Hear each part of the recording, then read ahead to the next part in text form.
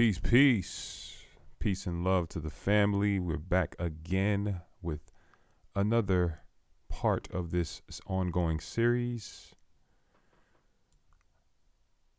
And today will be in many ways no different than any other day, but in its own way it will be, you know? That same inverse dualistic view that we really can't escape, can we? And so today, it is my pleasure to present the topic of love and the different emanations and manifestations of this energy. We're going to just take a closer look and see what we're really dealing with here, right?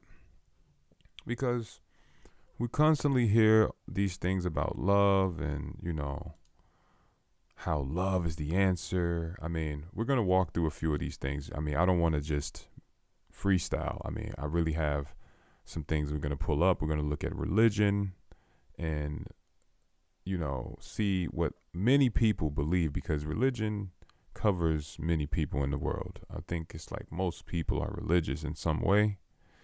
Well, you there? Yeah. Yeah, I'm here. I'm live right now. So You yeah. take me live right now? Yeah, I'm live. You're on. Yeah, I'm live. Yeah, so let me just finish bringing it in real quick. So I was saying that you know, religion covers most of the world, and so we're gonna look at those perspectives as well. We don't want to be outside of ourself, right? Because hey, this is all about us. This is our self. This is the self. So we're gonna really get into some of these ideas and take a closer look at love. What is love? I mean, it seems to be this thing that everyone is wrestling with in some way, like having some kind of wrestling match. Like every now and then I do see a thriving couple, presenting a beautiful display of love, like between themselves, like, oh man, they get along so great. It's gorgeous to see that. And that's a great example. And all of us have seen that, and some of us are involved in that directly. But that's a shining example of what love really is in essence, right? Yesterday we were talking about vibration and things being, inevitably a part of this movement that is vibration. Therefore, everything is moving, right? So when we look at love, we see that we're dealing with the same essence, the same source material, right? It's a vibration thing, right? It's a vibration thing. Why? How do we know that? Well, love is a vibration because what's the opposite of love? We would say fear. If you really do your spiritual studies and you really go within yourself, you will see it's not hate. Hate is not the opposite of love. Although hate is a manifestation of fear. The greater idea is fear. That's the deeper base. There's a book called Destructive Emotions. I always recommend. On my blog, I recommended it. It's a great book to just kind of give you like a logical mental view, as well as like a more conscious, like conceptual, conscious view of it. Where they had the Dalai Lama and this scientist coming together to examine emotions from a scientific and a spiritual standpoint from both sides. So it's a very good book to kind of give you a well-rounded idea of what we're dealing with here. And it's just like the yin yang sign. I mean, you can't have one without the other. There's no one without the other. So with that being said, I mean, when I say that fear is the opposite of love, we see that there's a yin yang going on with that. So anytime we can get these concepts that appear to be opposites, we know that actually it's just one thing. Okay. Now, the way that it's structured, the way that the cosmos is oriented, there's the one thing, and then there's the inner dimension of that thing, or the shadow. So when we look at love and fear, we see that fear is a shadow of love. But guess what? What does that mean? Well, like we discussed yesterday, if something is a shadow of something, it's still a part of that thing. So we know that fear is still in some way a part of love. Fear is a part of love. So here again we see the eternal balance of these dualistic principles that show us that even though there's ends of the spectrum, so to speak, there's always that balancing point where these things meet or connect. And that's what we have with fear and love. Many people struggle with these concepts on a day-to-day basis. And, you know, once again, it goes into which direction we're moving. Because remember, the concept changes when you change directions. So it's up to you. So the shadow becomes more real, and the thing that's casting the shadow becomes less real when you're moving in the direction of the shadow, so to speak. Just trying to put that illustration out there. I really like this animation here. That's why I was leaving it on for a little bit, but I'm going to go ahead and change it now. Let's see here. Let me go ahead and bring up a few things here.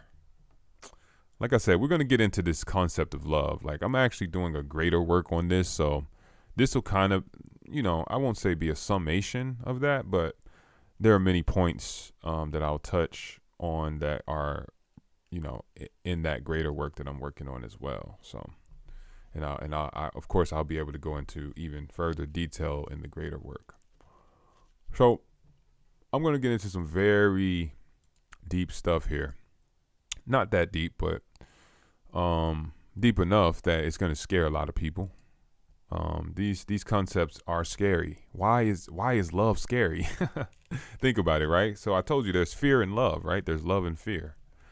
So remember, they're the same force, just viewed from different perspectives. That's what we've been learning in this whole series of builds, is that, we're dealing with one thing. So what we can say, for instance, right, if I'm on the upward motion and I'm looking at a certain thing, right, and I say, well, what I look at as totality is an upward perception, meaning a so-called higher perception or a higher vibrational perception.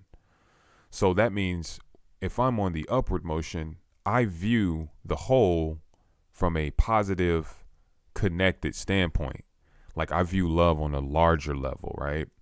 So we view it based on the direction we're going. So like if it was the inverse and I was moving in a different direction, like the downward direction, right, or so to speak, I would view these ideas from a more concentrated, pointed, like particle kind of viewpoint, a more concentrated, material, matter-based or matrix-based standpoint. Because the Matrix is matter. The movie The Matrix, brilliant movie. Shout out to Sophia Stewart. The Matrix is matter. And so,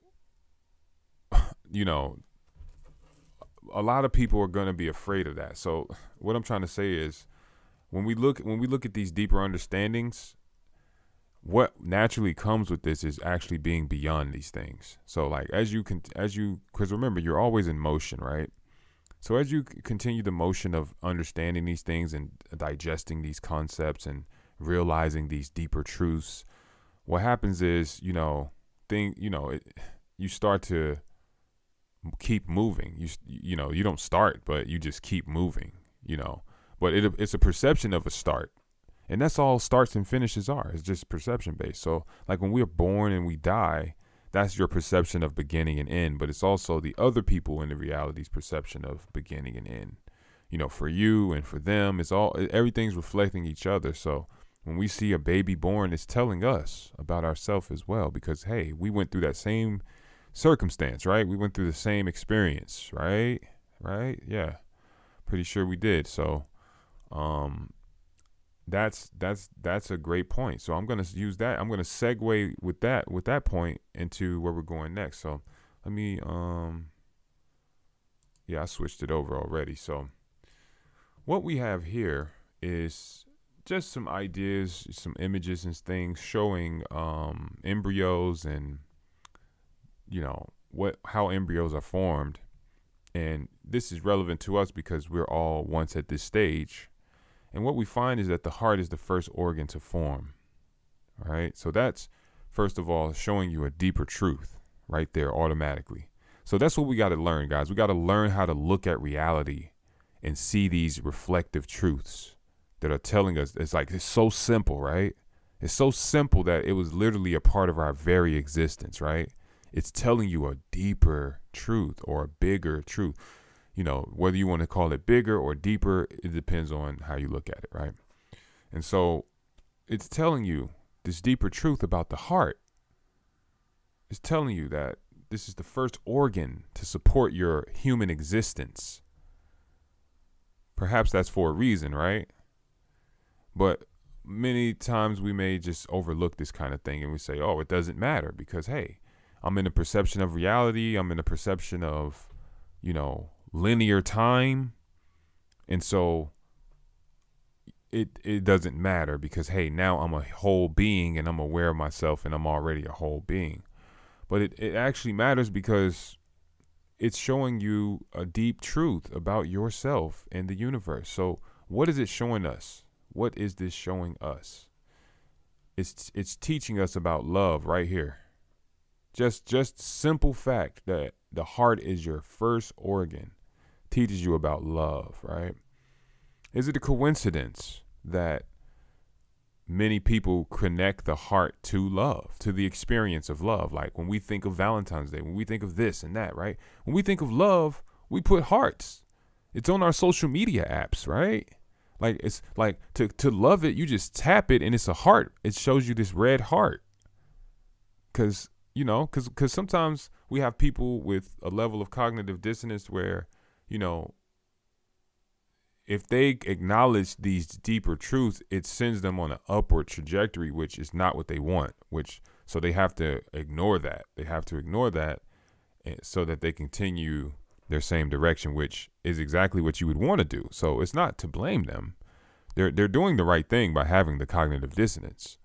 Because, if you want to stay in the direction you're going, you don't need to get switched over into a different direction. So by all means, the cognitive dissonance, again, it's all relative. Some people say that's a bad thing, but no, actually, have you ever looked at it that it's a protective mechanism, right?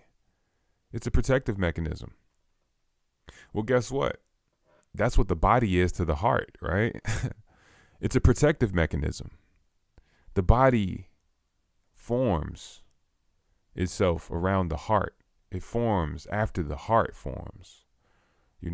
Most of your body's not even there, like fully. It's not fully developed into what it's going to be. But the heart is. It's seated there, as you can see. And so that key of the heart being the first thing, that's upward knowledge because, it's bringing you back to the center. If you're grounded, I should say. It's upward knowledge if you're grounded. Now, if you're like way up in the clouds with it and your vibration's on crown chakra, then it's bringing you back to the middle as well. So it's downward knowledge, right? Like understanding that the physical heart is a manifestation of something greater that we're about to get into with love. That's a downward knowledge to you if your perception is the crown chakra. And I hope that makes sense. Now, what I can do is pull up the chakra systems.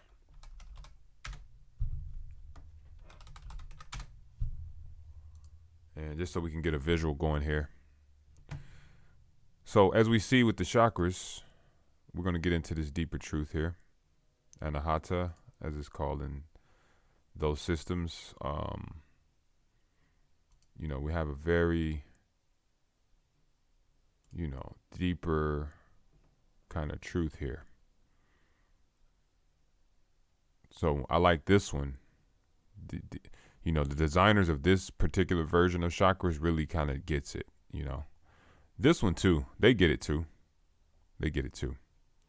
So We look at the 7 chakras.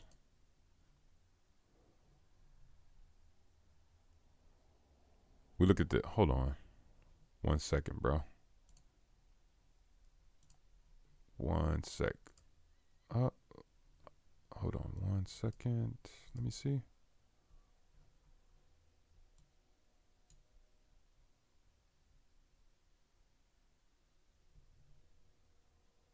Hello?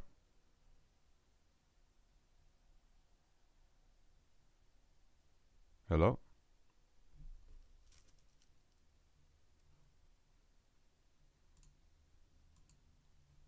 Yeah, brother. I'm right here in the voice chat channel on the server. Peace, brother. Peace, bro. Hold on. How you doing, brother? Wait, where do I join the video at? Oh, I got you. I'll show you right now. So Okay. if you see the if you click on the server, you see the main message. It's like spinning. It's the spinning pyramids with do you see that image? Okay, hold on 1 second. Let me see here.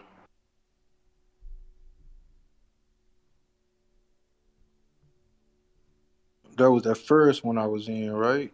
Mm-hmm. Yeah, the top portal channel. Okay.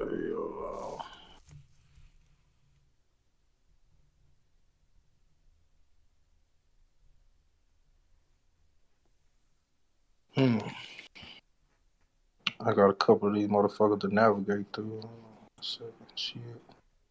It's all good. Are you using the phone right now? I'm on the phone. Okay. So with Discord on the phone, like I tell everybody, I know it's a little confusing because you have to swipe left and right to see the whole thing. I see the pyramids. Okay, so if you click that first reaction that's at the bottom of that, it's a speech bubble. Yeah, okay, that's I see it. Okay, there you go. So then now if you swipe left or swipe right, you'll see on the left list, the chat down here, you'll see a name in there that says I don't see. Okay, it say Sensei. I see Rage. Okay, yeah, you're looking at the user list right there. If you swipe the other way, you should get to the channel list. Okay, it say chat. Yeah. So if you click that bottom one where the speaker's at, you'll join that chat right there. And that's where we at. Yes, sir. All right, excellent. Perfect. All right. So yeah, thank you for joining Sensei 9. Very powerful brother here. I appreciate you being present. This brother is focused on healing and resonates at a very high frequency. And that's just from my perspective, of course. But I'm definitely elated that this brother could join us for this build because this is something special. So thank you for joining again, Sensei 9. I see Misha just joined. Thank you again for joining, Misha. I'm honored that you guys would, share your presence with me and do this build on something that's so fundamental to our existence, the balance of our existence. So yeah, Sensei, this brother does a lot of great work. You can find him at Sensei_9 on Instagram, and that's SENSAY _9 on Instagram. Again, focused on healing because we do need a lot of healing.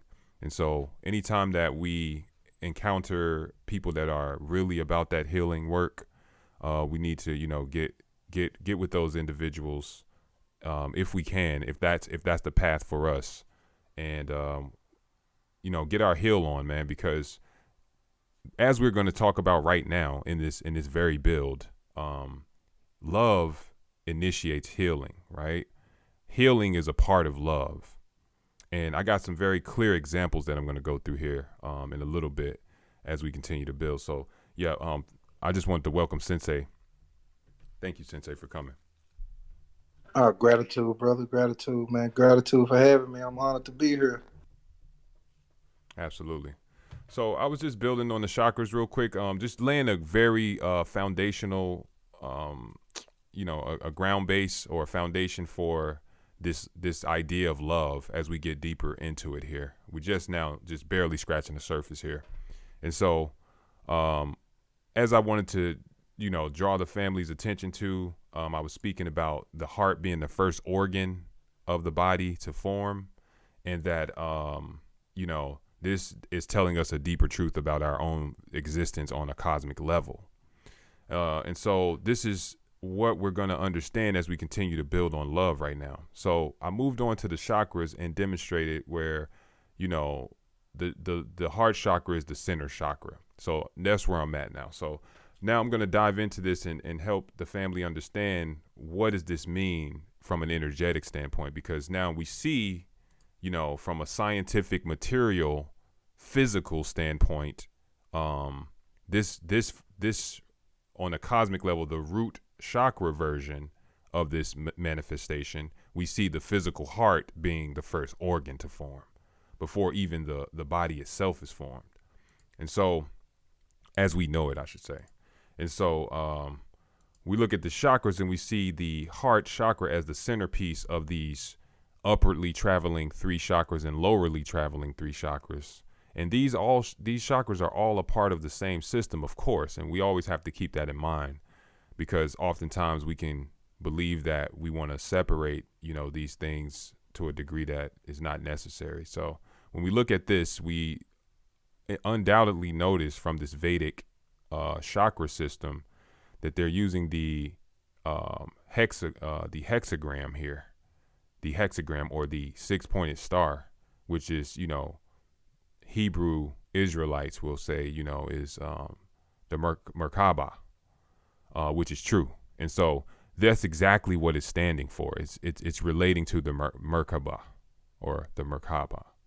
So it's relating to the upward trajectory and the lower trajectory of the torus field. And so this is what the heart is, right? So, but then people might think, well, the heart is the foundation, the heart is this and that, the heart is the center chakra that emanates the upper and the lower. So it's the part in the middle. So, I thought that, we wanted to be good, right? Like, I thought that we wanted to be on one side of it. Like, we wanted to go up, not middle, right? And so that's what we're about to get into, and what it means to be in the center, And so when we look at the higher chakras, everyone, will have the perception that they want to escape the lower chakras. And that's not by accident, guys. Like we talked about yesterday, vibration. We talked about, the central theme of vibration in existence relating to binary code, relating to zeros and ones. And so we see that, there's a motion. Vibration is motion. So there is a motion that's constant, that continues. Just like when you get to the highest example of that motion, it's no motion, right? It's no longer a motion because it's all motions at one motion. So it's no motion. So again, relating back to that, reaching the one and resetting back to the zero, from the binary standpoint. And so it's a natural thing for us traveling upward on an upward cycle of the torus to experience moving away from lower chakras up to higher ones. Okay? As we cycle up in the torus, that's what we're doing. So that's natural. And so that's why we say, oh, everyone is good, right? Like everyone has that good in their heart. Like everyone has goodness in them. There's good in everybody. And why do we say that? Because guess what, guys? We're in a situation where that's the motion that we're already in. We're in that motion. So what happens is we have a material, reality around us out of necessity. So people say, oh, but you talked about how the material is at the bottom of the torus and that it's the root chakra example of the cosmic torus, right? The material part of it. And so, yeah, that's right. Correct. But guess what? As I mentioned, and as we talked about when Misha and I were building and others, every realm has that. So matter is a necessity. So we have to realize that that root or that bottom part is actually a part of the greater system. And I can't stress that enough. This all relates to love, guys, because remember, Love is the balance in the middle. Love is the harmony, right? Love is the actual harmony of the upper and lower, not the upper. Guys, people think like, oh, love is just a high pill. Love is like, oh, I take a pill and I'm high and that's love and that's it. No. Love is found in both sides of this so-called equation, where we're dealing with the upper chakras and the lower chakras, aka the upper energy points and the lower energy points. All right. They all have their purpose and we have to respect them all for what's coming next. You see? And so what's coming next relates to the heart. And why does the heart have 6-pointed star? Because it's the dualistic 3. It's the moving in both directions of the 3. 3 is the creation. So it's the movement of creation in both directions, right? And so guess what? That's physical, that's mental, that's the thing about truth. The truth is coming from the heart, because that means it's not a good or bad thing, right? It's not upper or lower. It just is the middle. It just is what it is, right? So it's both and neither. That's what we're dealing with when we talk about this truth that we speak of. It's both and neither. So this relates to love and this relates to the heart very much so. All right. As we're about to see here as we continue. So what we have here is a harmony or balance, like we mentioned yesterday, with vibration. This very much relates to vibration, right?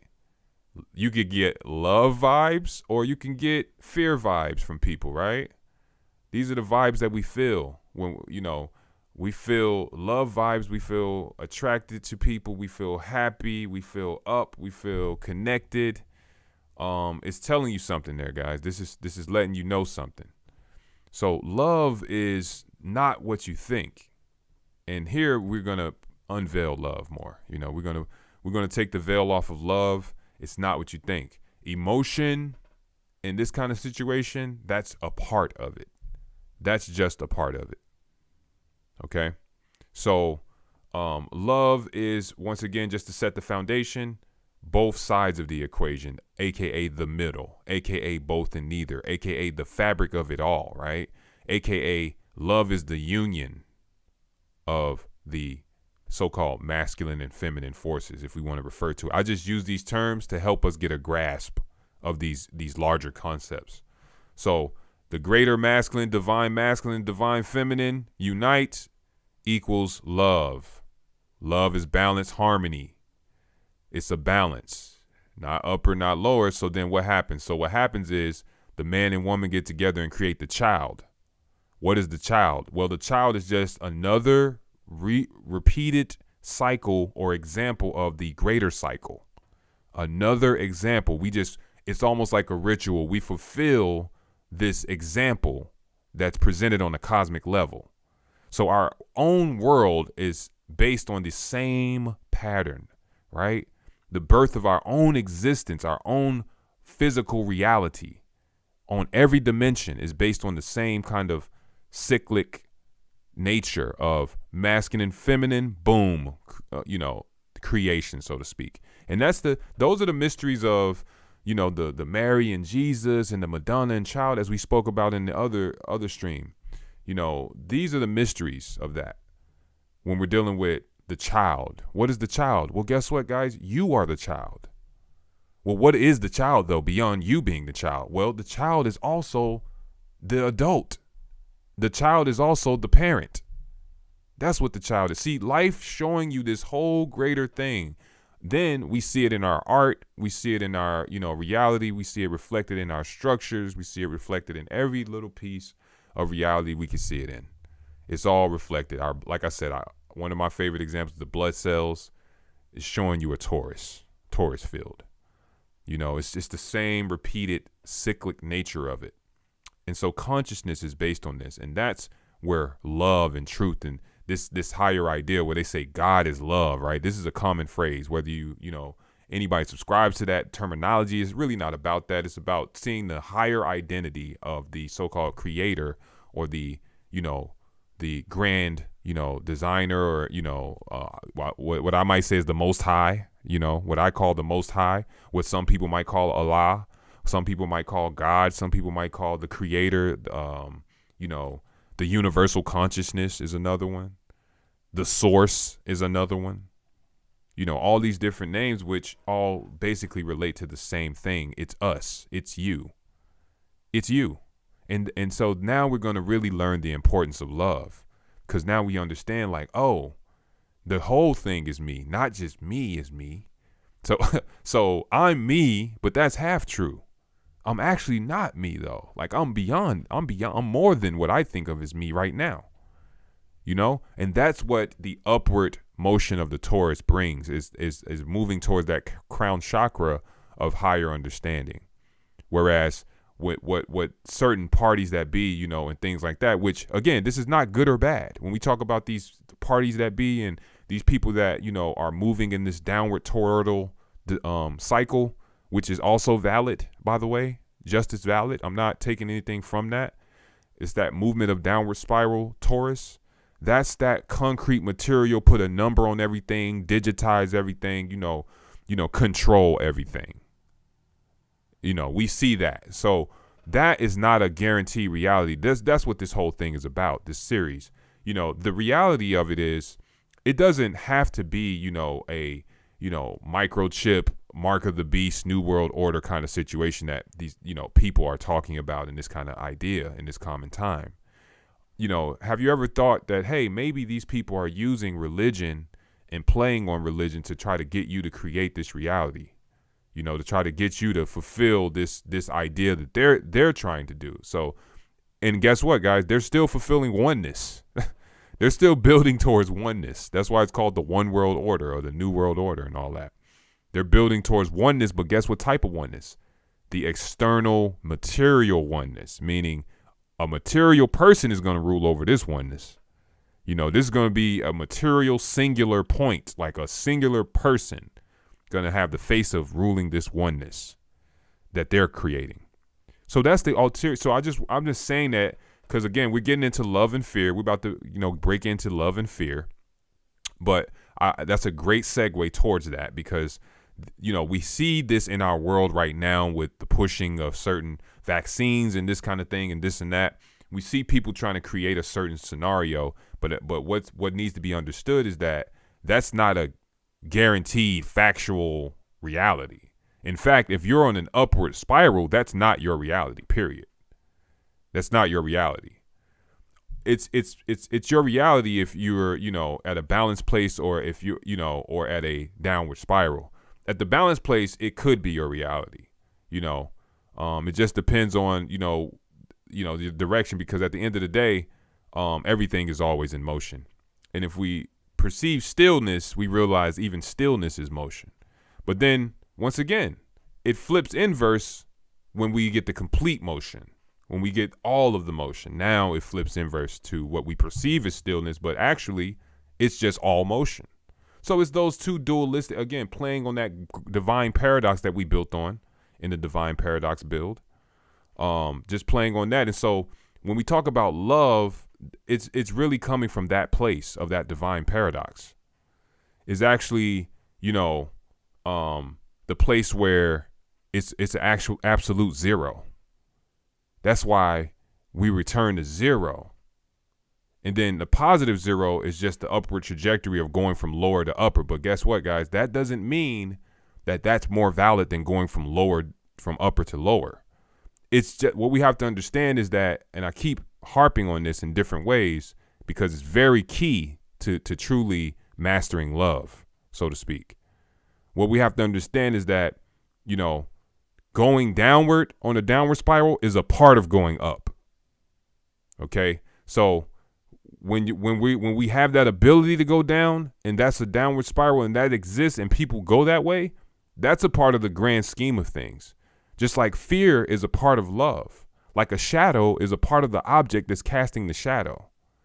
It's not invalidated. It's valid. It really is actually a part of that. So, you know, we dance and our shadow dances. It's based on our movement in that higher dimension. And so it's not bad, you know, it's only adverse if that's not the direction you're going. you perceive it as adverse. So it's the opposite when you go that way. So dying in a destructive death and, you know, being harmed and suffering is what I'm trying to show you, is that that's not invalidated. Suffering is not invalidated, because when we go towards that root chakra, we start getting more material, start feeling more pain. We start, you know, getting more physical. And so going that way is not invalidated. And coming from that way most certainly is not invalidated. And again, I would say that is the trajectory of most of this world, or this realm is coming from, is in the motion of upwards on the chakra, hitting that chakra from the root, taking the red pill, awakening, going up, boom, going up, going up. So what's key to know is that it's always cycles within cycles. You get, you know, you can be in a Taurus within a Taurus. So you can be on a sacral chakra Taurus existence while you're on a greater existence of the, you know, another energy field that's already happening, and you're a part of that, you know. So it's layers upon layers of this existence. And so that's what we have to look at when we look at love. So let me just get into a couple concepts of love, right? So we talked about how love is that center chakra and how it is both the balance. It's the balance of it. So it's both and neither. It's both and neither. That's a balance. That's the divine paradox, both and neither. So it is the upper and the lower, but it's also not just the upper and the lower, you know? So it's that centerpiece. But how powerful is that? What does that really mean? Why is love the real deal? You know, we look at the heart, we look at the electromagnetic field showing us more evidence, right? That the heart is the real deal.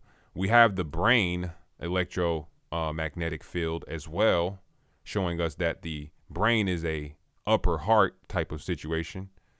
You know, if we're going to play the game of humans and say, hey, you know, whoever discovered it first, that's what we got to name it after. Or whoever discovered it in this time, we got to name it after that person. That's the game, right? Well, we got to name the brain after the heart because the heart was there first. That's the game. So the brain is another heart. It's not the heart is another brain, how people say. No, the brain is another heart, because the heart has the bigger electromagnetic torus field related to it. Although the brain does have an electromagnetic torus field as well. And so, you know, this is showing you, you know, the measurement of your field when it's going on a inward spiral. You're compressing. Again, not bad. I don't want to get this tied up in the good or bad when we talk about fear and love and fear. It's not about good or bad, because if we do that, then, you know, we're going to have issues, you know. We're going to have issues with duality, where we're going to constantly be trying to find that balance. Then we're going to put ourselves out of balance, and then we're going to be in a place of like, oh, I believe it's this or I believe it's that. You know, no, we got to realize this is not personal. It's not personal. Okay, so big lesson about love. It's not personal. But that's like contrary to everybody's belief, right? They're like, but love is so personal. You know, it's like, no, it is. Like, everyone's like, yo, no, I feel love, right? I need to be loved. I am loved, right? It's that perspective thing. But guess what, guys? Love is not actually personal. Our perception of love is what makes it personal. So if we're looking at it from a downward toroidal motion of inward focus of self, which again is not bad, I can't stress that enough. Not saying it's bad, because again, as we're going to continue to build, we're going to find the use in that, where you can actually, that inward motion of self, that inward, you know, downward toroidal helps to build a bigger upward toroidal motion. Now that's the stuff that's, you know, is very deep, but that's what we're dealing with here. Cycles, different cycles helping to build cycles. So that's what you see with the chakras. You know, when you have these chakras here, this is toroidal energy in motion, and this Taurus is built on Tauruses, and this Taurus is helping to build, you know, the next Taurus, and it's keeping it in motion. And so what we find is that, you know, that suffering, yeah, it's necessary. It's necessary. So what does that mean? So let's look at it from a chakra point. That means that the suffering, the root chakra, is necessary for the heart chakra, right? It comes from the heart chakra. It's emanating from the balance point. The root chakra is necessary. So what does that mean? Well, that means that love can cause pain. that the capacity for love to only be good is a half truth. That's a half truth. Love is also hurts too. It hurts too. You know, you get hit with the energy of the soul, you know, and the gut. You know, like I was seeing on Sensei, some of your Instagrams that was talking about this, you know, and how the gut, you know, talking about the gut energy and how important that is to the whole being. And so we dealing with that. We dealing with the root chakra, sex, reproduction, you know, the physical reality itself related to the temporal lobe, right? Because the brain is what? Another torus field. So what we're saying is every torus field is a micro of every other torus field, guys. Every torus field is a micro to every other torus field. It's reflecting each other. So when we look at the brain torus field, guess what? It's reflecting the rest of the body torus field. We look at the heart torus field. Well, it's reflecting the body torus field. You know, it's the brain one's reflecting the heart one. The heart one's reflecting the brain one. It's like these are all reflecting the same motion, the same possibility. So look at the lungs, right? The lungs within your body representing the torus field. As we look at the torus field again, you know, the lungs, as we talked about on previous builds. And I'm just kind of adding these little points as recaps just to keep the build, you know, in motion in a certain direction. And so, you know, we look at, you know, the torus field again with the lungs and how they have their dual motion of breathing in, exhaling, you know, breathing in, breathing out, breathing in, breathing out. You know, we have this, trust me, this is going to relate to love. I'm going to show you, like, so we're breathing in, breathing out. We have the heart beating out, you know, contracting, pulling in, pushing out, pulling in, pushing out. So like what I just said and how we kind of described on the other stream, but we didn't look at it from the love standpoint, which is what we're doing now, is the heart has the positive that's the opposite of the positive of the lungs, right? So the lungs, the positive is pulling in, the negative is pushing out. And how do we know the positive from the negative? We base that on what it does for you. So it's positive when you breathe in because you're breathing oxygen in and your bloodstream needs to be oxygenated, right? That's what we found. So when you're breathing in, that's a positive thing for you. When you exhaling, that's so-called negative, which again, not bad, but just negative. It's a different side of the force. That's all it is. Doesn't mean bad. You know, we got to get out of that thinking of tying bad strictly to negative. We got to get out of that thinking to get that balance. And this is going to add to the balance of love. And so when you look at heart, it's the opposite of that. Pushing out is the positive because you're distributing the blood throughout the system that needs the blood. Pulling in is the negative, taking away that blood. But see, the heart is so uniform and the body's usually so uniform in a healthy shape that it's you know, you can't really, there's not enough space to even measure the difference. And that's what harmony is, guys. That's what a heart is, right? That's what the heartbeat is. It represents the harmony of love. It represents that balance, that rhythm that we talked about yesterday in vibration build. It's love, right? Love is that balance of you can't tell the push or pull. Like when people are dancing in motion and they're so into it together, you can't tell who's coming or who's going. They're together with it. They're both in sync. So it's just like they're both going in the same direction at the same time kind of thing, even though it's two people. And it's like it's a balance. It's a harmony. And that's what the harmonic chords do. The harmonic, you know, notes and things come together and they're dancing together in a way that you can't tell coming from going. That's the balance. So when we look at love, it's all of this. It's romance. It's all of this. It's all of that. Why is human love so special to us? Why does it feel so good? You know, why does a two-person love, like of a man and a woman, you know, having a family or something like that, building that, why does that feel so natural, so like powered and energetic and balanced? Because it's a representation of the higher ideas and concepts of the cosmos, right? So when you breaking ideas apart and stuff like that. But see, when we look at, that can go back to like when we talking about sexuality and stuff like that. When you get into the higher aspects of it, that's also a reflection of those higher ideas. When things just come together, right? Everybody can come together. It's no blockage. That's love. That's love. It's free flowing.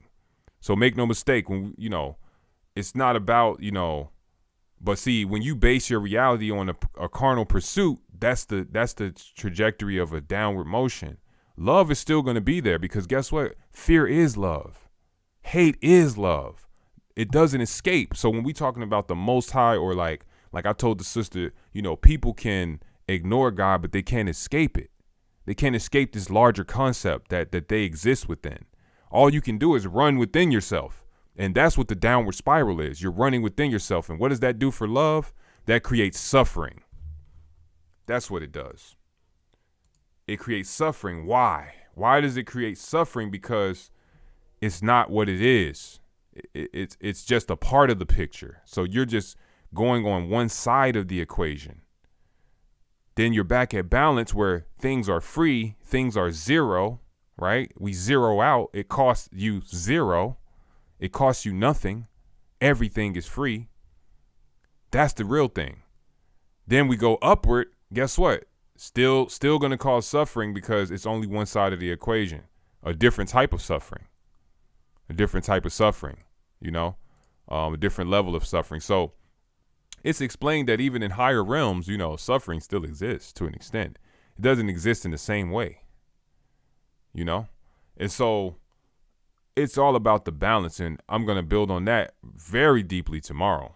But as far as the love goes, when we're talking about giving and receiving love, remember, what is a balance? That energy that's moving so good that you can't tell. It's a rhythm. It's moving, because remember, everything is those back and forths. We already covered that. That's vibration. Everything is vibration. Everything is, to and fro, ebb and flow. It's everything is that. So what is the harmony? What is the balance?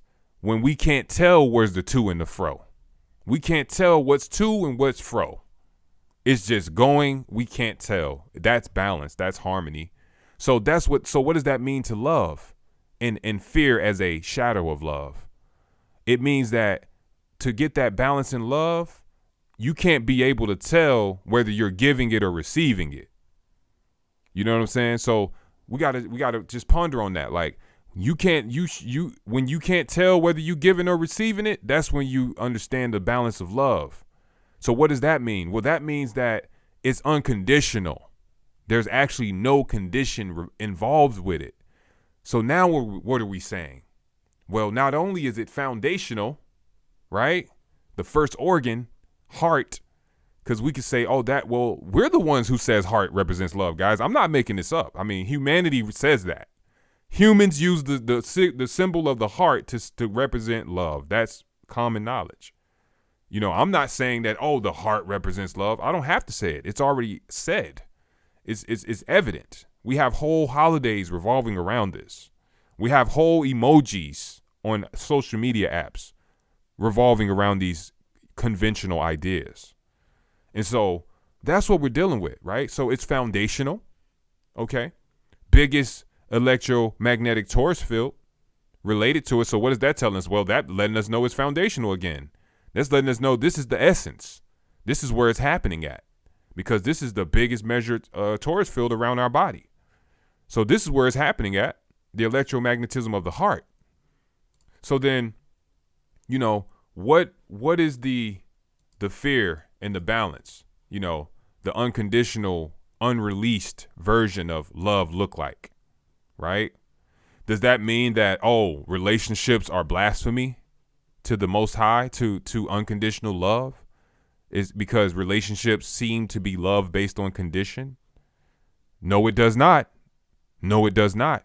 Because you know what? It's always a microcosm of the macrocosm. So when you get that perfect balance of relationships, you have a masculine and feminine energy balance, that's where you get creation, and that's where you get the actual expression of love. That's why children are born out of what? Out of love. But people are like, but no, you can just have sex and just have a child. It doesn't have to be love. No, no, no. That's your perception of love. I said love is unconditional. So love is beyond your boundary. So it's not about, yeah, sex is a form of love, guys. Yeah, that's correct. If that's a question, the answer is yes. Yeah, love is on both sides of the equation. Remember that both sides of the equation are emanating from love. So the raw side, the material side, yeah, that's part of love too, like we've been saying. So that means that sex as the material portion, how do we know this? Well, we look at our body setup. We see the reproductive organs, as the lower aspect of our torso body. We see that it's the reproductive system, reproductive organs here down at the bottom in the root chakra. We see our feet touch the ground.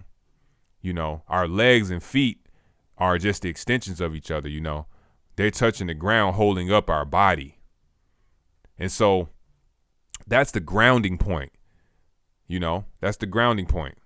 And so sex, which would be represented by this root chakra, is a part of this whole system. That's what we got to get inside of us. We got to know this. All of these energies are a part of each other. You can't leave it out. You can't say, oh, well, I'm a nun and I just want to be up here. And, that's one expression. I'm not saying you can't do that. Of course you can do that.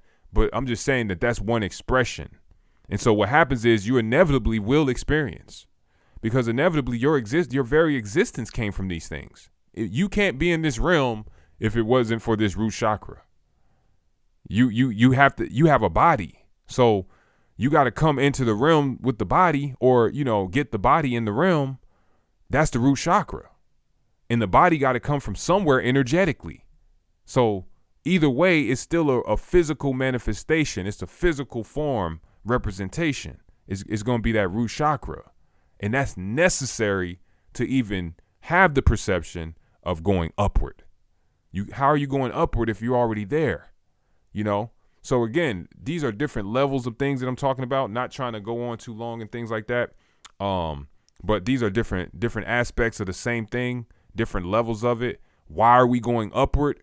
Because, that's the direction of less suffering. That's the direction of wholeness and completion. Guess what, guys? You're still going to experience completion either way. It can be a downward spiraling, so-called what we may refer to as a negative completion or a positive completion. But that's the motion of the torus. The fact that the torus exists and has multi-layers that go in different directions for different purposes, that's the beauty of love. And that's the expression of love without condition. Because the multi-layered shows you how it can operate still as the same force, but with no condition, because it's having all the different directions in it. Inside here, we got the heart going off of the downward motion, internal. It's an internal dimension, torus rotation. The heart is inside your chest, internal dimension. So it's moving downward, but it's still creating a positive result, which is pushing out the blood to the system. Why does it have to do that? Because we living in a physical representation. So the heart here in this dimension, and I don't want to get too complex with this because this can go into infinity. But the heart here is, remember, every torus is a micro of every torus. So that means that this root chakra torus has all these energy points in the root chakra. So there's a heart part of the root chakra. You know what I'm saying? There's a heart part or a center point of all of these energy fields, and the heart part of all these energy fields align with the heart in the middle of the whole energy field. So this heart right here, this is why they say the Merkaba is the gateway. Why is the Merkaba the gateway? And I'm going to build on this more tomorrow. I don't want to get too deep into this part, but why is the Merkaba the gateway? Because the Merkaba is the thing that goes horizontal and through all of it, through all the dimensions and energy fields. It's a line way. It's like a line way that travels through the whole system, the whole thing, because it's at 0 point, and 0 represents the whole thing. So the heart is the representation of that full picture, that perfect balance, that perfect harmony, that central rhythm, That's why, as I continue to build here and as we continue to build, we're going to see the importance of love. How important is love? Why is love important? Why is that the central focus of every religion? And we're going to get into that, you know? So I just wanted to kind of lay that foundation. I don't want to go on too long and be rude to my guests. I want to just kind of open up a little bit and just see what the guests feel and would like to say about, you know, where we're at so far with the build and what you think of these concepts when we're talking about love and in relation to how important it is in the energy body, etc. Is there anything that anybody want to say on that?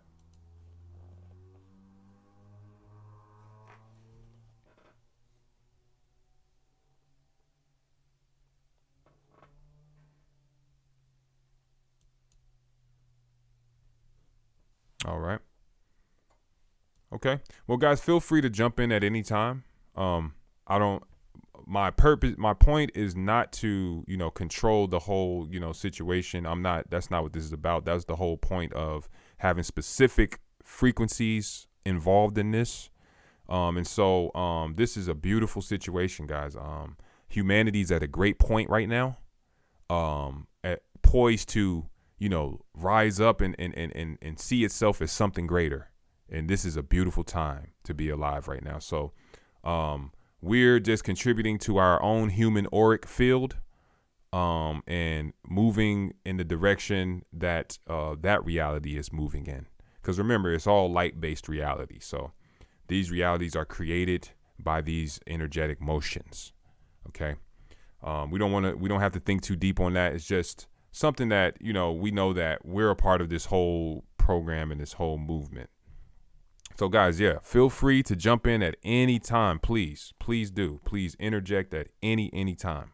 Anytime, please interject. So as I continue with the build here, we're going to go into, you know, a closer look at love from a human worldly secular point of view.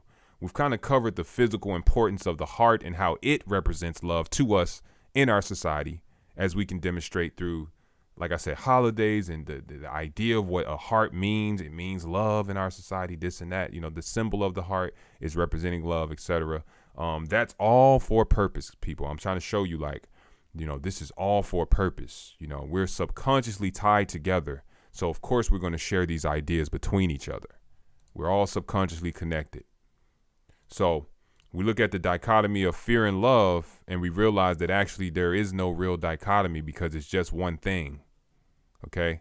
Fear is just bringing your Taurus in more towards yourself, more towards the individual piece of the puzzle. So you're just looking closer. It's almost like taking a magnifying glass and you're just looking closer at the whatever you're looking at in that. Excuse me. You're looking closer at the object. So you're just zooming in closer and closer and closer. That's what we're dealing with the fear, you know, frequency. That's just the way, it's just an example. I'm trying to just show you an example of that. And so with love, we're expanding out. That's the perception of it. It's like you're perceiving like, oh, when I'm doing something that's a love thing, or what I think of as a love thing, now you're expanding out, because remember, that love frequency in the middle has the fullest range. That range in the middle, that's unconditional, it's just like it sounds. It's unconditional. It's without condition. So that means that it has the fullest range of all. So that's the real balance of love, and that's where it really comes from.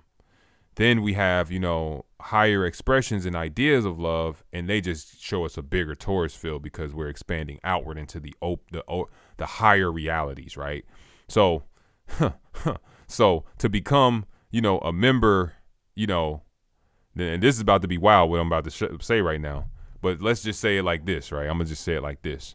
To become a member of heaven, right? You have to become this whole world.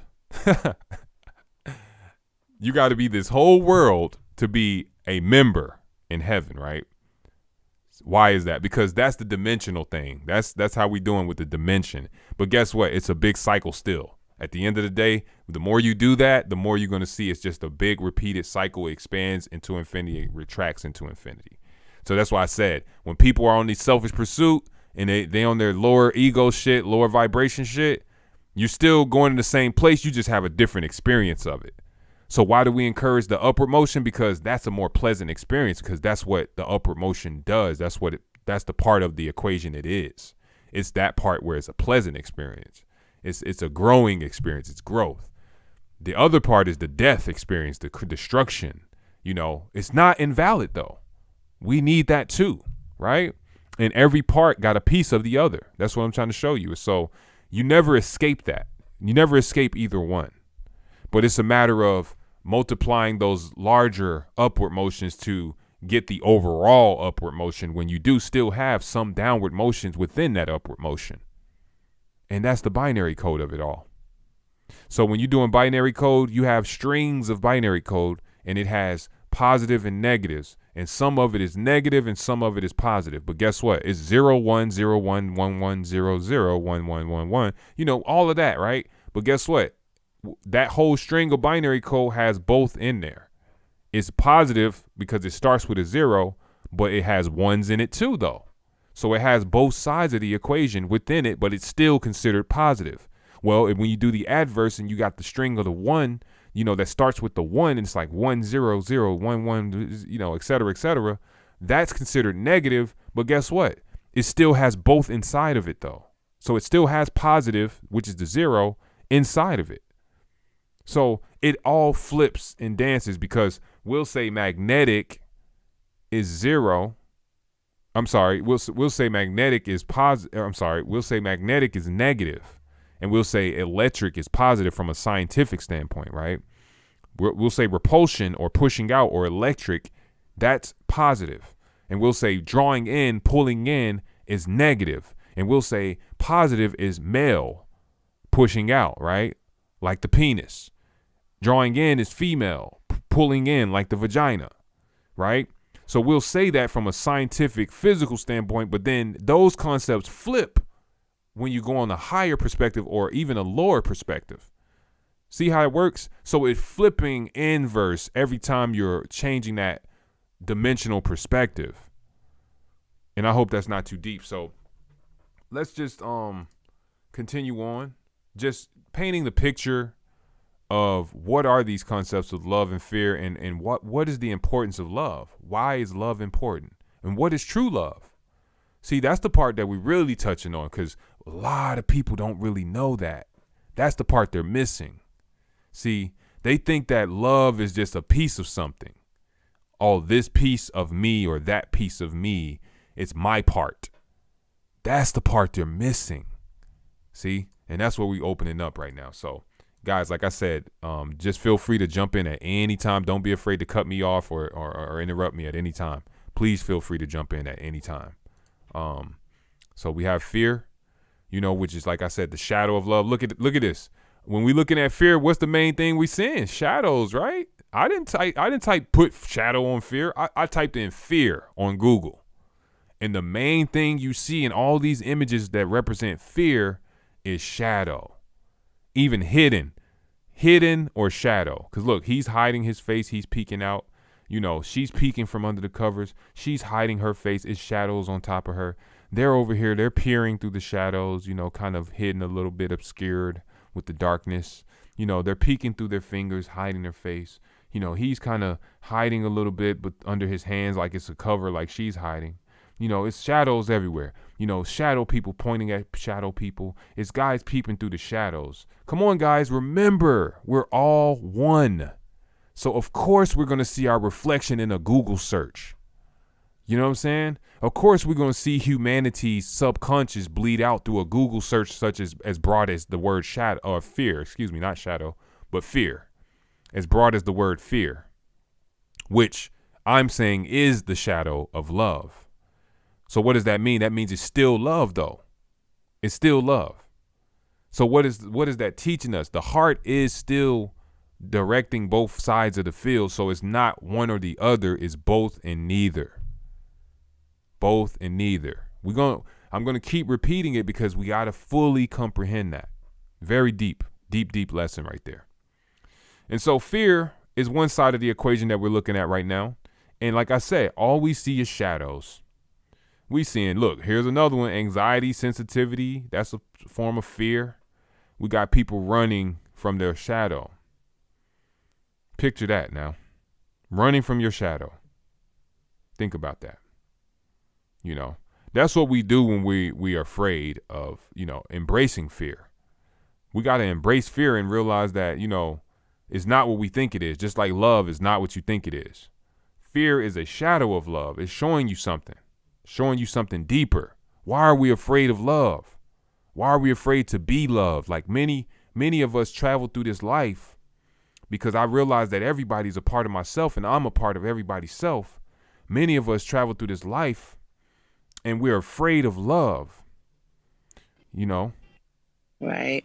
Yeah, I think you're making some amazing connections and points for me. And so I'm enjoying listening. But just the question you asked now, I think a lot of people are afraid of love. And I guess I can just speak, from my understanding of it. But it's a really vulnerable, sorry. She wants to talk too. Sorry about that. But it's a really vulnerable space to be in. That's beautiful. I'm glad that you said that. Wow. That's perfect. Because that's exactly correct. It's vulnerability. That's what the fear is in love. That's the part of love that has the fear in it. Vulnerability. And now, if we... Right. Exactly. Right. Just to add really quickly, and if you're vulnerable, you can be more so easily manipulated. Or, it's possible in that state of vulnerability. Yeah. That's right.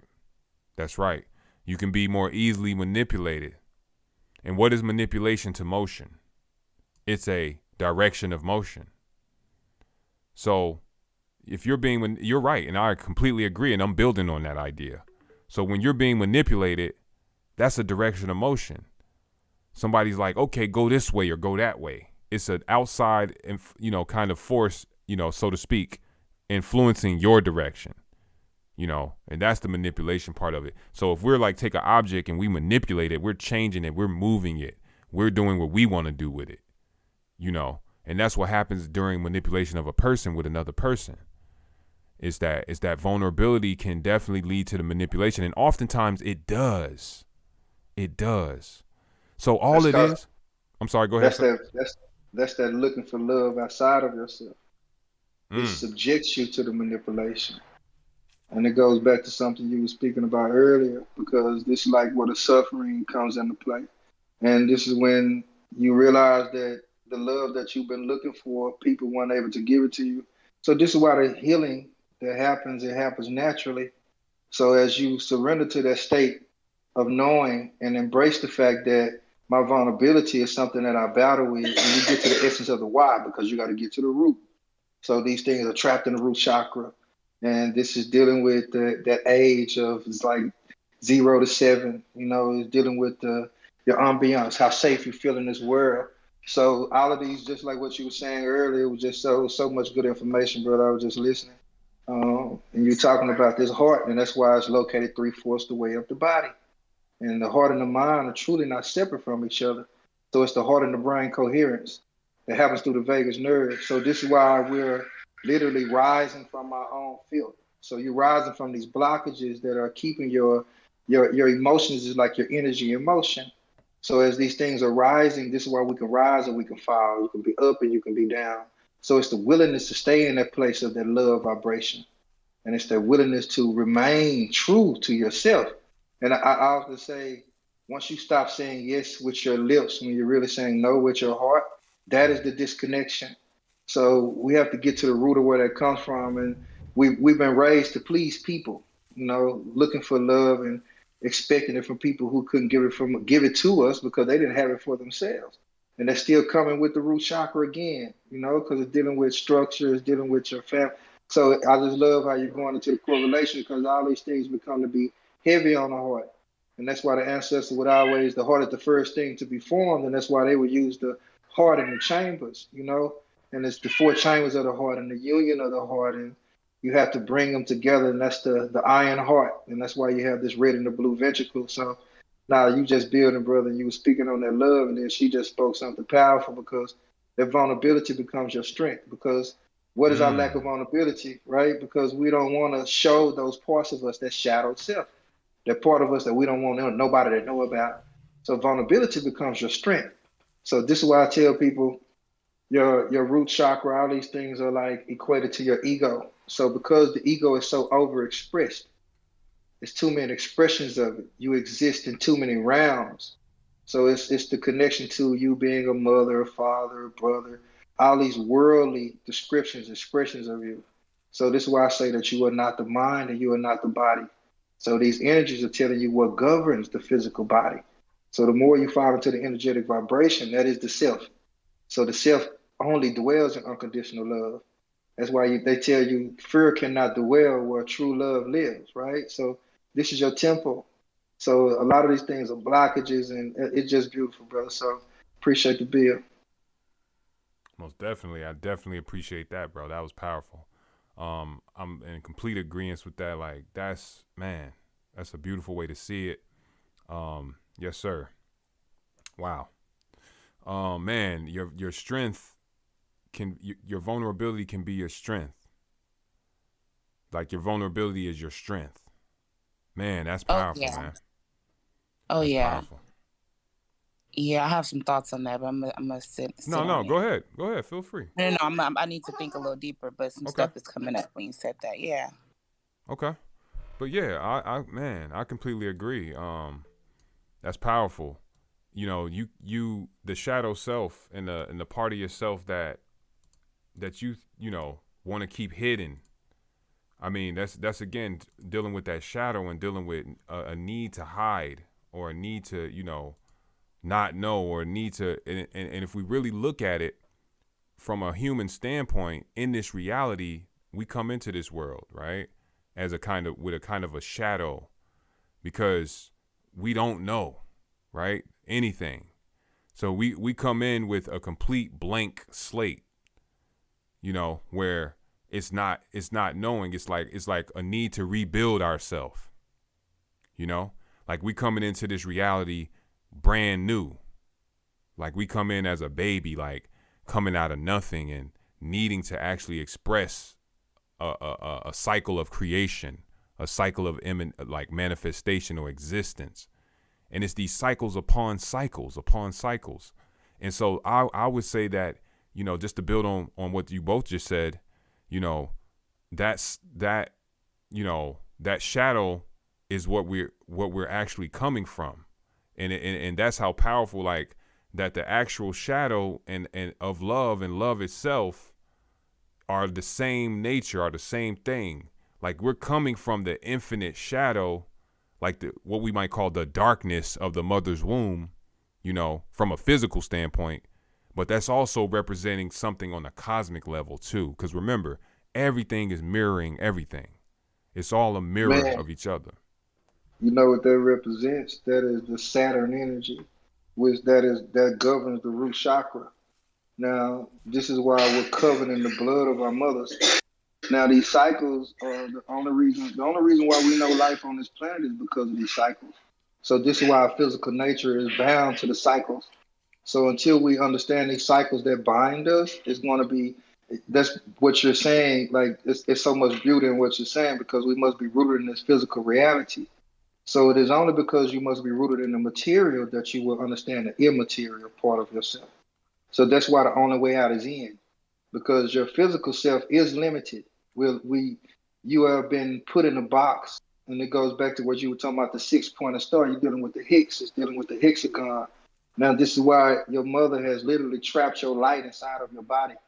So this is what I was saying in the post about these 3 areas that we call these brains, which is really 3 areas where light or consciousness is stored in your body. So this is where the light must be united.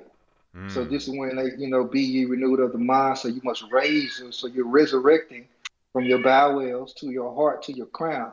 So you must unite these energies within each other.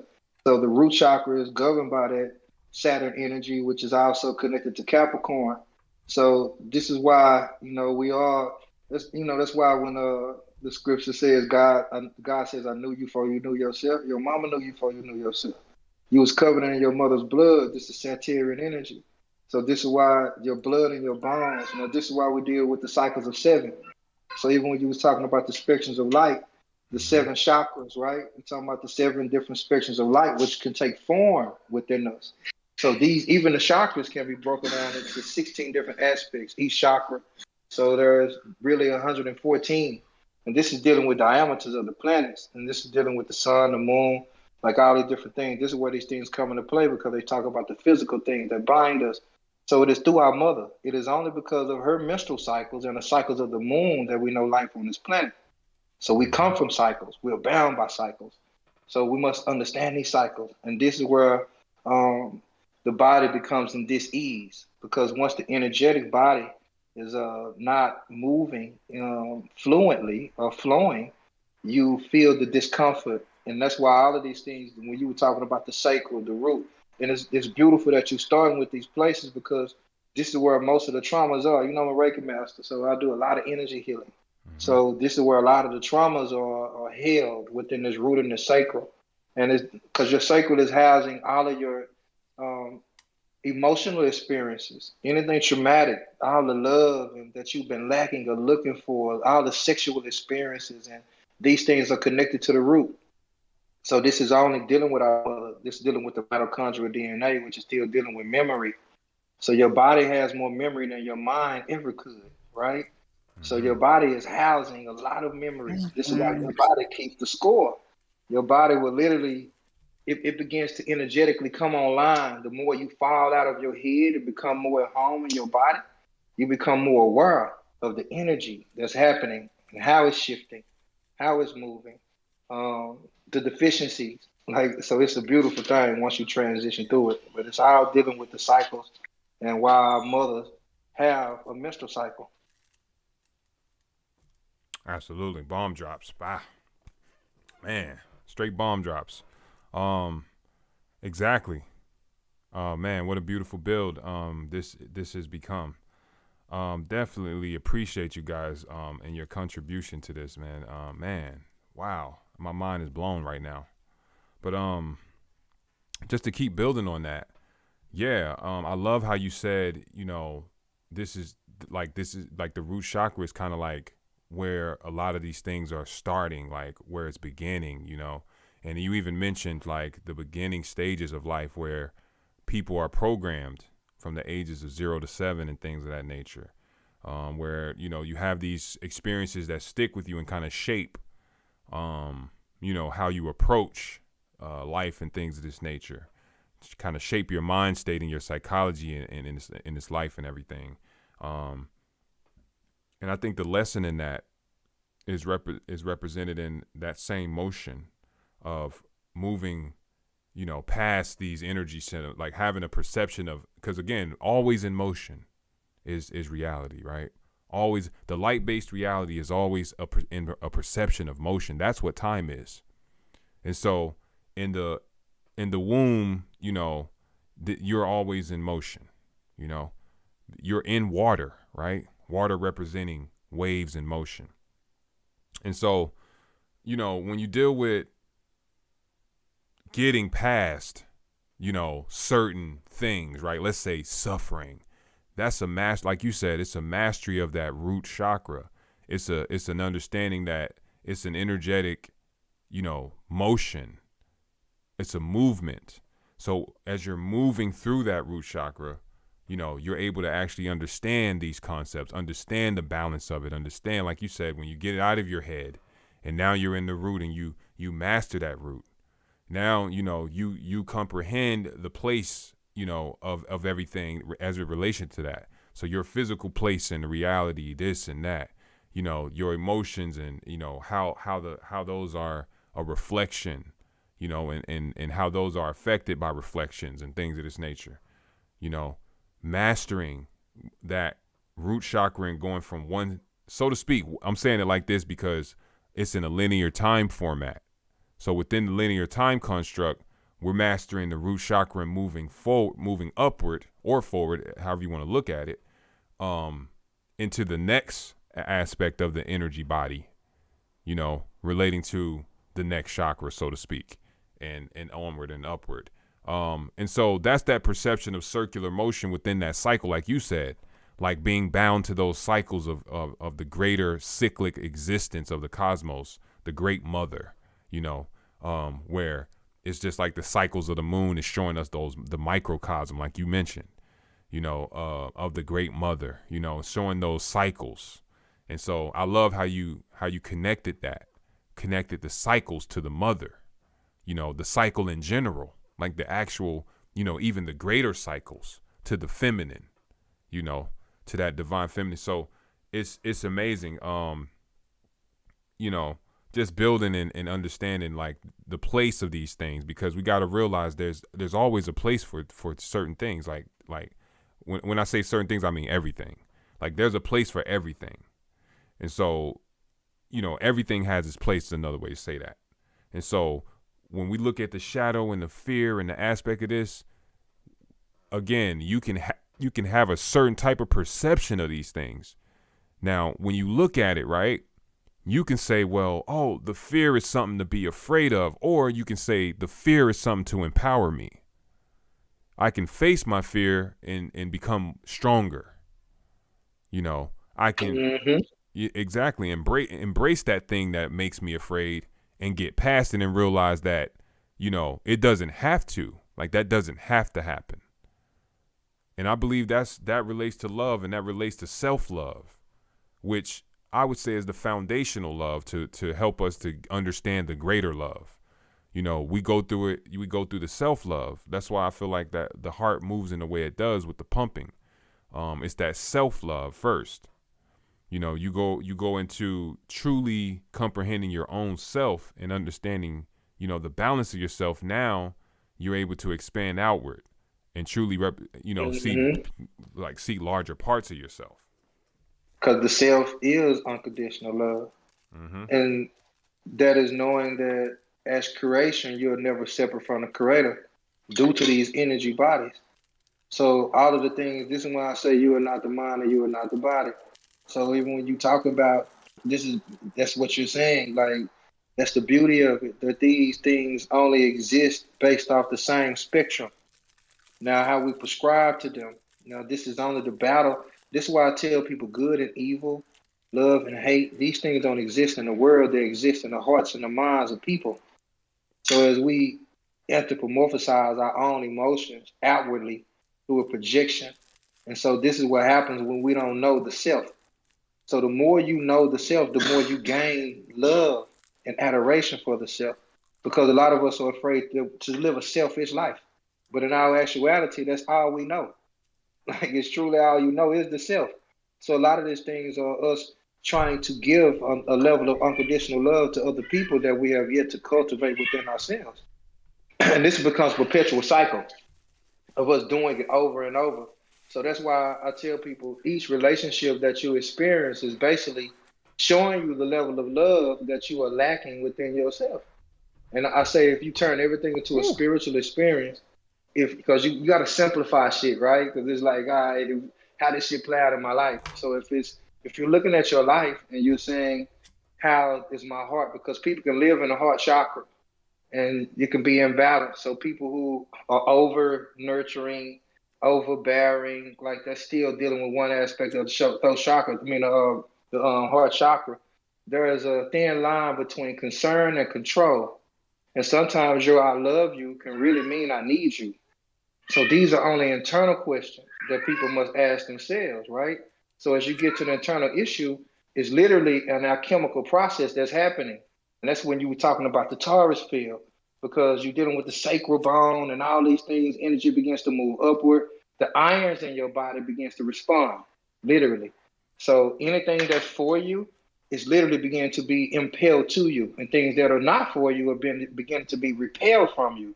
Now, the more you resist that, this is when you feel the resistance in the heart.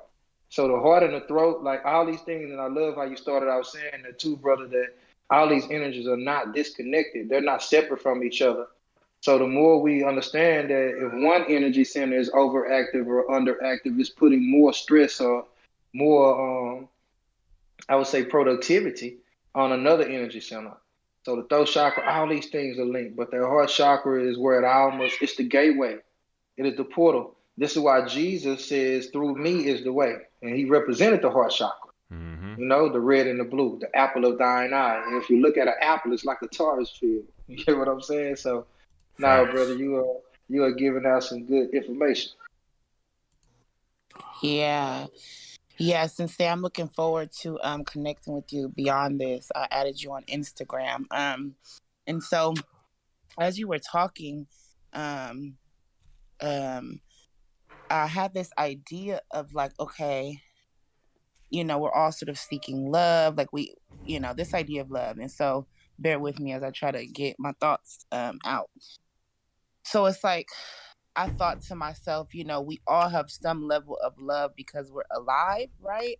And like, that's what allows us to wake up the next day, even in our lowest of lows, if you want to call it that, Like, I mean, when you feel as though you're in complete turmoil and you can't go on, what allows us to continue is love? Maybe not. Maybe it's just mere survival. But what came up for me was like, then what happens when folks get to the point of suicide? And maybe that is just very much material, right? Like it's just matter. I don't know. Does That's any of this make complex as sense? it Like, is. Now mm-hmm. you're making complete sense, beloved. You truly are. When you deal with the will and the desire to live, that's actually like a lot of the life force energies becoming dormant. And that's why it's called depression. Because depression is basically the energy becoming in deep rest. And that can equate to solar plexus issue. Solar plexus is where your willpower, this is your desires, your will to live, your will to go on. So once this energy, I was just speaking on this in Clubhouse, once this energy dies, this is why a lot of people commit suicide. Now, a lot of this is still dealing with root chakra, because if you're not feeling rooted in this reality, you question it. If you're not feeling safe in this world, you don't want to be here. So once the root chakra is still coming with the root, like everything, and that's why we descend into this world. So we basically come in activated from the crown. Our imaginations are open. Our crown is open. Mm-hmm. We're so Yeah. ready. We're questioning everything, right? So people begin to impress us with their own thoughts, their own ideas, their own beliefs, their own fears.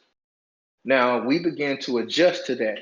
So this is why I tell, especially our goddesses, because the woman is where it starts, right? We learn from the mother. Somebody got my name on their lotion on his tea is crazy, but you learn from your mother, right? So the energy that you receive from the mother, I tell women, if you look at the first or the second trimester of your pregnancy and how you were emotionally, you can look at these emotional and how it plays out in your children. If you had a comfortable pregnancy, or if you were in fear, if you were stressed out, you can literally look at the behavior pattern, because you're basically dealing with epigenetics. You're dealing with genes and transfer of energies, and how we can come into this world without our own baggage. You know My what I'm saying? goodness. Like, yeah, Yeah. it's a trip, but it's our energy. But basically, when we talk about energy, we talking about spirit. Now, when you talking about love, for me, love must be redefined for us, because somebody else has told us what love is supposed to be, how it's supposed to make us feel. You get what I'm saying? Like how we're supposed to be giving it, receiving it. Somebody else defined love for us. Love is simply the sweetness of your emotions. Now, once we say that the self is rooted in love, unconditional love, which is dealing with the source, the essence of creation. So as the creator of your own life, you literally came from creation to the creator. This is how these chakras are literally moving, and you don't know what's growing you up. It's just the cycles. These things continue to move and you continue to grow. So these things are actually what's governing our lives.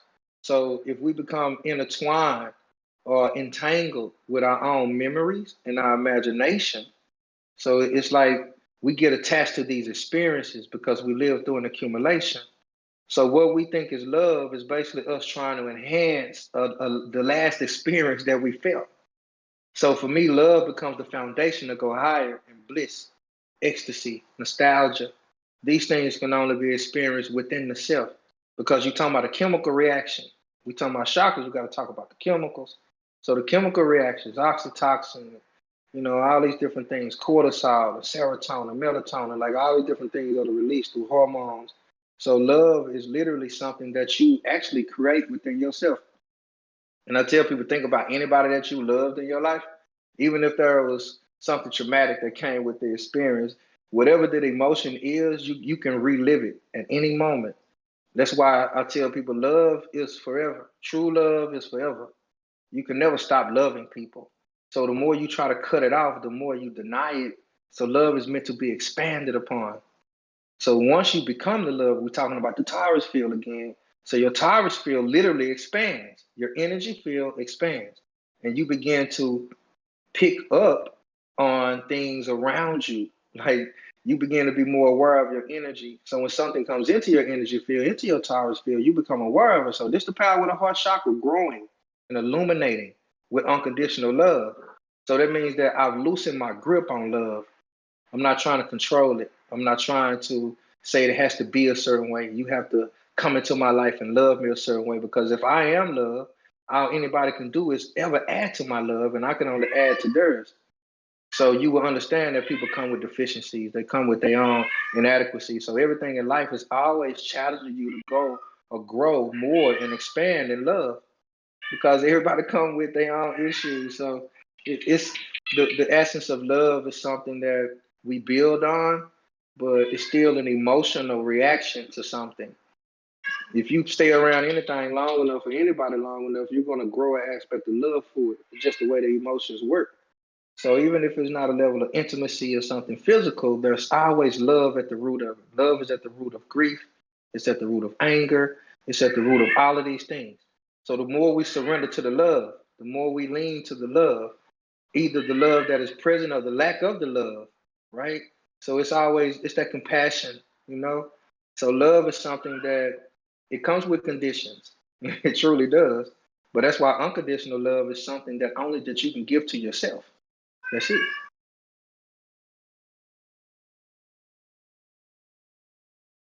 Wow. Yeah.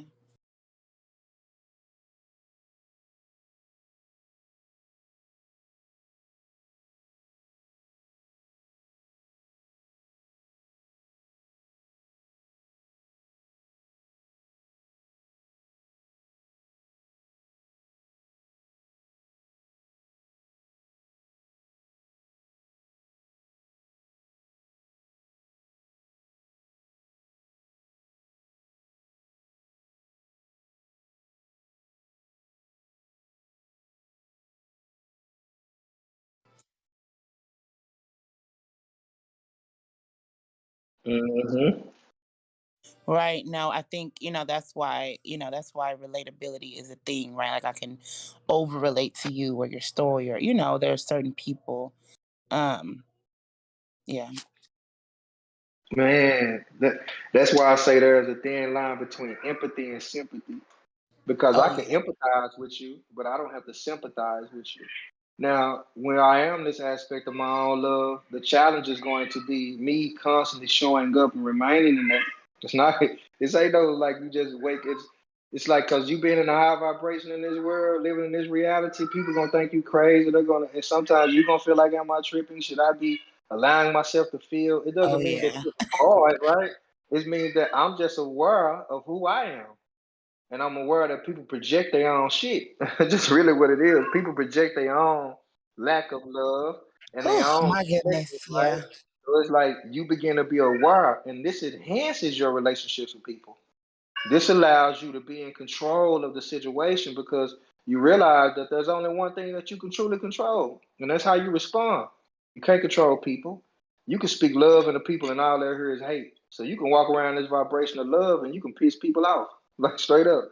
And I tell people sometimes your light can literally upset people's demons. You know. So once your light is shining in that way, like because you talking about the light now, you are literally going to illuminate people's shit, and you're going to illuminate the fact that people are unwilling to deal with their shit. So a lot of these, when you awaken within this place and your energy field begins to, it's like your energy speaks for you. You don't have to say a word. People Oh look and my they're like, "Why God. you glowing?" Right? And they're like, "Oh my Yeah. God, you've been doing this work. I can see it on you." And it's like because you're dealing with Venus energy again, and love is still. That's why people love ain't all roses and shit. You get what I'm saying? Some people will kill you out of the name of love. You get what I'm saying? So love can be a dangerous thing when you don't know it for yourself. Wow. Yeah.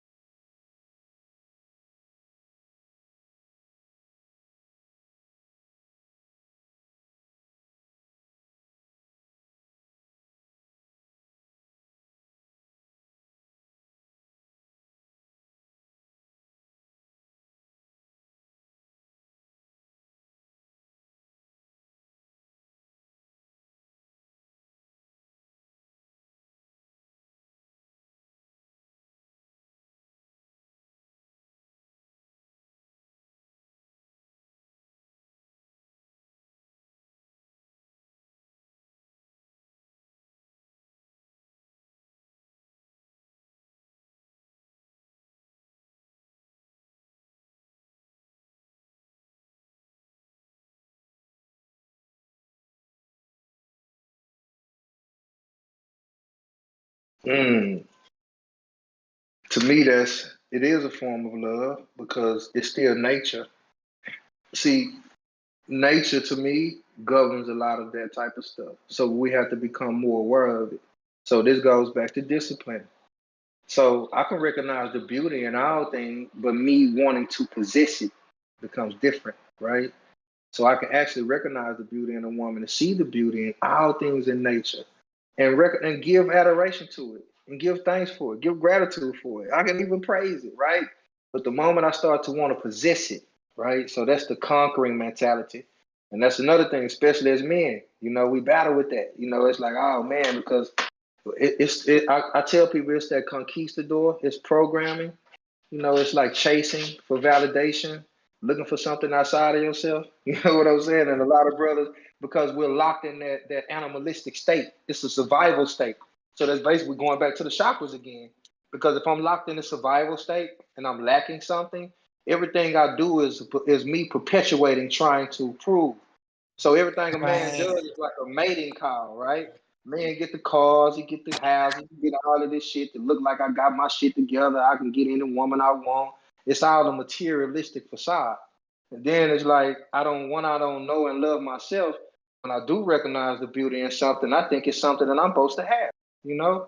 So it's still dealing with the root, bro. It all goes back to these Right. chakras, man. Oh, For that's real. exactly. I'm sorry to cut you off, Sensei, but Nah, you you good, love. speaking, yeah, exactly what came to my mind, and I had to write it down. But what came up for me in that question, JP, was like, first he said it's a form of love, and my mind immediately wanted to, push back on that, but then it settled on like, well, it's how he spoke about the chakras, and there are sort of different layers within a chakra, and so within that um sort of version of love, or yeah, that's like operating at the root chakra of love, right? Like that's the most superficial way in which you can sort of describe love, I guess.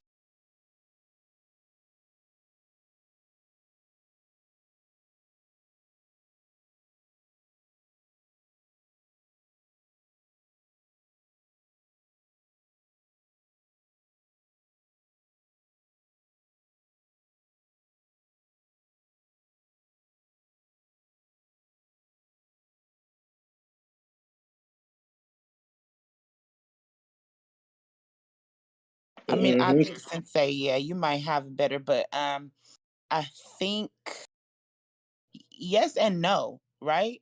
Because I'm someone like if if I love someone and I know it's and you need stuff like and I have the ability to, then I mean, why not? Now it can be sort of corrupted when it's like, what is your intention behind that though? Like, is it because that can be used as manipulation and control, as we all know, right? So yeah. You just said something that was it because what is the intention behind it? And it's a little bit of root and sacral. So, what is at the root of us buying gifts to prove our love for people, right? So, if I don't buy you anything, does this mean that I don't love you? And am I buying you something to only prove? So, I need validation. So, am I buying it because I truly want to see you happy? Or am I buying it because I want to show you that I love you and I need you to acknowledge that I bought you this? So it's a lot of Hmm. shit. And it all goes back Balance to the though. essence of, it's like, Yeah. yeah, you have to know it for yourself. Like, because these only equate to the experiences that you've been through. And once you look at your life, it's like a lot of people, because if you don't realize that the only gift that you can truly give to anybody is your time and your energy, which is your presence, anything that you buy for them it'll never be enough. You can spend a lifetime of buying gifts. You can be with somebody for 20 years and give them the world. The moment you do anything to make them feel like they don't matter, that 20 years of what we call or what we think is love is down the drain, right? So it's a thin line between this shit. So are we truly looking for something or are we truly allowing ourselves to experience this other person in their totality? So do they have to show up and be able to buy me gifts and do all of these things to prove that they love me? Like, so it's internal questions, but it goes back to that sacral and that root because it goes back to the way you give and receive love. Now that can deal with the way you've been taught to give and receive love. So if you come from, I tell people, if you come from a loving environment to where your mom and daddy was together, right? And they bought you everything you wanted and did all these things. Some people go through life and you think that's what love is. You know what I'm saying? You watch this display of love. And so now when somebody comes to you and they don't have that level of love, you feel like something's wrong. And then you were like, well, they didn't have no mom and daddy, so you want to give them this love that you've been getting. It can be this perpetual state because we just been watching people play out what we think to know is love. And that's why I tell people not only do you have to redefine what love means for yourself, but you have to refine yourself in love. And it goes back to the heart chakra. Because once the heart is vibrating to your own frequency of love, like I'm telling you, like it begins to awaken. And the Taurus field that you're talking about, JP, all those things begin to become into play because you're dealing with magnetism. So I mean, literally, the irons in your body. This is why a lot of women are iron deficient. This is why a lot of women will put up with a lot of shit because they have an abyss. They have an infinite amount of love and nurturing to give, infinite, and it equates to their power. So that's why a lot of women don't feel powerful until they're loved, and that's why some of the most powerful women, when they truly love themselves, they're like, damn, man, I got to get my shit right if I want. Yeah, you got to get your shit right because this is a woman who knows who she is. You get what I'm saying? So it's the shit is energetic, and it also plays out in the physical too.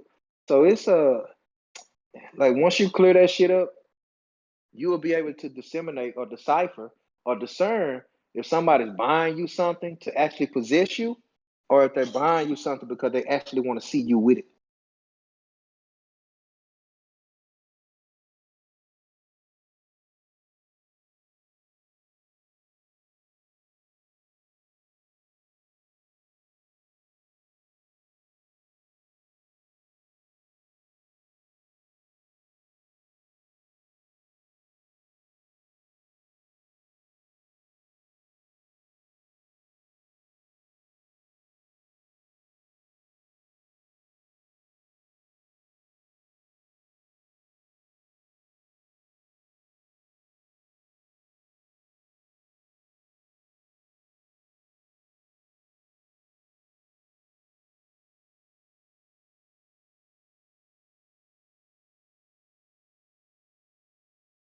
Mm-hmm.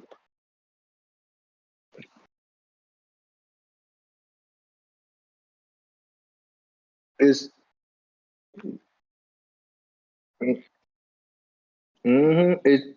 it becomes energetic once you remove the perception. So once I get rid of the perception that I'm supposed to be, and this is what I had to go through for myself. I had to transform myself from that place of trying to be loving, trying to be a good father, a good brother, a good man, like trying to live up to these social standards. So I stopped trying to prove my worth to people. Now, that means energetically, when I show up, the most ultimate form I can give you of love is the love that I've cultivated within myself.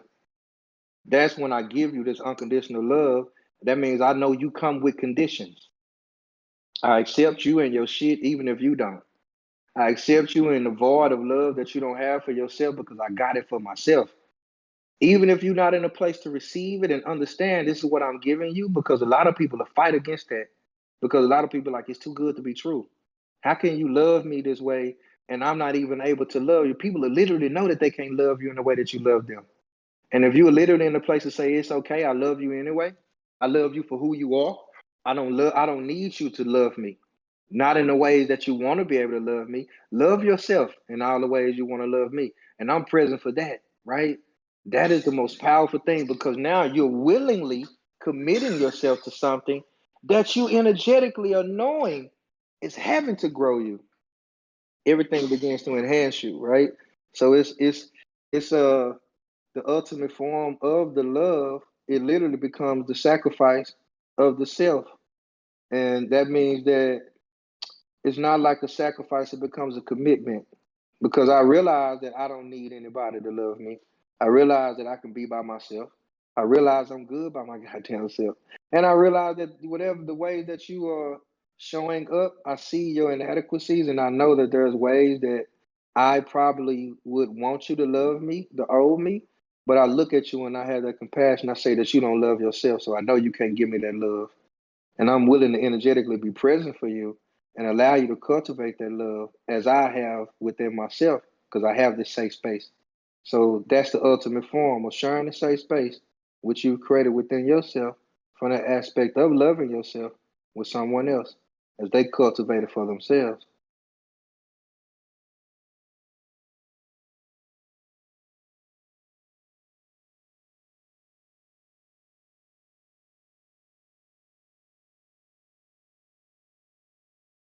hmm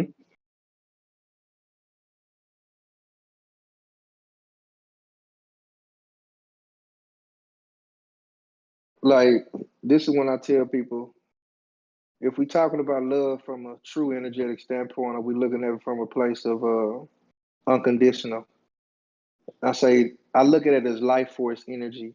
All right, this is why I equate the chakras once you embrace the aspect of oneness, or that you are the essence of the source of creation, and it dwells within you.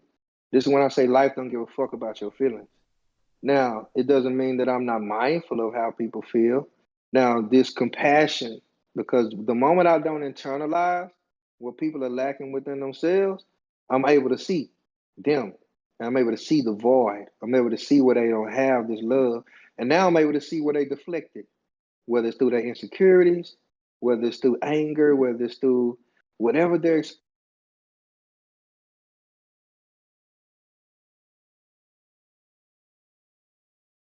My bad, my headphone went dead. But whatever they're expressing, you begin to see that it's coming from a void, because you have this love that is so immense to where it's just pouring out from you. You are love, right? So you see that they're lacking something within themselves. So you see if they got mama issues, like, even if, because you're gonna listen when you energetically intertwine with people from that place, you listen. Like, you got two ears and one mouth for a reason, right? So we talking about coherence again. You begin to listen from a more of a aware place. So it's not what people say. You listen to the shit they don't say. And it's the shit they don't say that's just stirs at you. That's the void. And it's like, damn, they saying this, but it's really this. They really blaming and playing the victim on this, but it's really their inability to be accountable for this. And you start to see it. And then you're able to say, let me be present for that. Now let me redirect and reshift, allow them to see this reflection of love that I have within myself, because we are reflections, right? Mm-hmm. So if I see, and I'm looking at them at this void that I remember that I was once in, because I haven't forgotten. See, this is where the true transformation comes into play. Because if I've actually transformed myself and I've actually sit with my own shit and I blossom, that's what a lotus flower, because that's what you're dealing with, 1,000 petals, you're dealing with 1,044 energy channels, like 1,000, 100,000, like 144,000 energy channels, 72,000 dealing with your roots, 72,000 dealing with your crown. That is the 144,000. So once my energies are united and I know who I am, I automatically energetically show up as this full vibration of self and this unconditional love of source. So I'm able to feel any void that I come into, because I know that if I'm present for anything, nothing is coincidence in this life. So if I energetically run across you and we intertwine our energies or in any type of way, the level of intimacy is so profound. And what I witness is healing energy is a sexual energy, because it awakens something and it arouses you. That's when we get into sapiosexual, because you're getting light energy that just begins to, it's like synapses, like things are firing off. Now we live in a world where people want to, right? People want to reward this level of intimacy. And they'll be like, oh my God, I felt this and I felt this. And before you know it, you don't energetically intertwine with somebody, you don't equate it to a physical thing, but it was not that. So you start to see that void too. And you start to say, no, this is not a sexual thing. What you feel from me is that what you lack within yourself. So I'm here to give you that. So yeah, that's the void. Wow. Wow. Yo, that was amazing, bro. Amazing. I loved everything, like how you put that, like the void, and it reminds you of, like, I always think of like the great mother when I think of that. Like I always think of like the cosmos. Like I think the void, I think the zero. I think returning to zero. That's amazing. Mm-hmm. Beautiful. So It here, goes back to that shadow you was talking about. So would you say in that situation, the shadow is the real thing? Am I seeing this in a Shadow is not distorted way? separate from you. No, you right. The shadow is not separate from you. So it's the integration. So it's the union of the shadow, right? Because it's like you cannot get rid of your filthiness. We all got it. The shit that you want to hide, the shit you don't like about yourself, you must embrace it. You must embody it. And then it becomes not a fight for balance, it becomes a harmonious flow at this point. See, the fight for balance means that I'm fighting between the divine masculine and the divine feminine, and I'm not embracing the divine. So if I embrace the divinity of me, there is no separate in the yin and the yang. I find comfort in both. I am at ease in both. I am at peace with both. Right? So it's like I am both. So you find that harmonious flow between your masculine and your feminine energy, and that's when you learn to just be. So that's the. It's like it's people call it a flow state, but Mm-hmm. it's like it's not really so much of a flow state. They call it ebb and flow, but it's really just you just being, like because you really realize that shit gonna happen in life. So your ability to respond, that's responsibility. How can I respond to these outside situations? Knowing that they're gonna happen, knowing that people gonna die, people ain't gonna like me, people gonna talk about me, people gonna come into my life, they gonna go. I got a last day in everybody's life, everybody got a last day in mine. That's why spirituality is meant to enhance your life. So once we embrace these things in their true and their rawest form, it makes you more present with the life that you are. So there is no correlation between life or death. Death becomes life. So it's the union of the both. You have to bring the shadow. That means you sit in the abyss of your darkness and you light that shit up. Like period. You sit in your darkness, and I find so much comfort in my fucked up shit. I own it. I embody it, and that's when you like they got a memes going out like saying, "I met my demons and I learned their name." You name your poison. That's like Scorpio energy. You name your poison. That's the reproductive organs again. That's the bowels, right? Mm-hmm. That's why most of the L's, right? The Gabriel, Michael, right? You dealing with Samael. You dealing with different vibrations of light because angels of light, angels and demons, angles and dimensions, right? Mm-hmm. So it's angles and dimensions of light that equate to angels and demons. So different aspects of your light you feel like can save you, and different aspects of your darkness you feel like can fuck you up. Like your demons can literally haunt you. So the more you integrate the shadow, knowing that I have the power to kill and destroy, and I also have the power to bring forth life. I have the power of the tongue. I have the power in my sexual energy. I have the power of life force flowing within me. So I have the power to take and give life. I have the power to kill and destroy. So I am the God, I am the devil. And I tell people just which role are you playing? And this when I tell Mm-hmm. people God is the devil is like God in a ski mask type shit. You know what I'm saying? Like when because we talking about spectrums. We just talking about two different polarities, right? So we all have devilish ways. And a lot of us can't identify with that part of us because it's a matter of perspective. So even your shadow shit, even the shit that you've been through, even the things that you want to hide, you don't want to tell nobody about, even if you look at this world and you start to see the evils in it and all these things are reflecting things that you're denying within yourself because you saying, I can't even see how somebody would do that because you can't perceive yourself to do it. And now, once it becomes in your realm of reality, it might scare the shit out of you. So you see how it can fuck you up because you haven't accepted the fact that all these things are the same. There is no good. There is no evil. There is no right. There is no wrong. There is no. There's just choice. Everything is just choice because it goes back to free will. Mm-hmm. Now, living in righteousness, right? Because you can live in righteousness.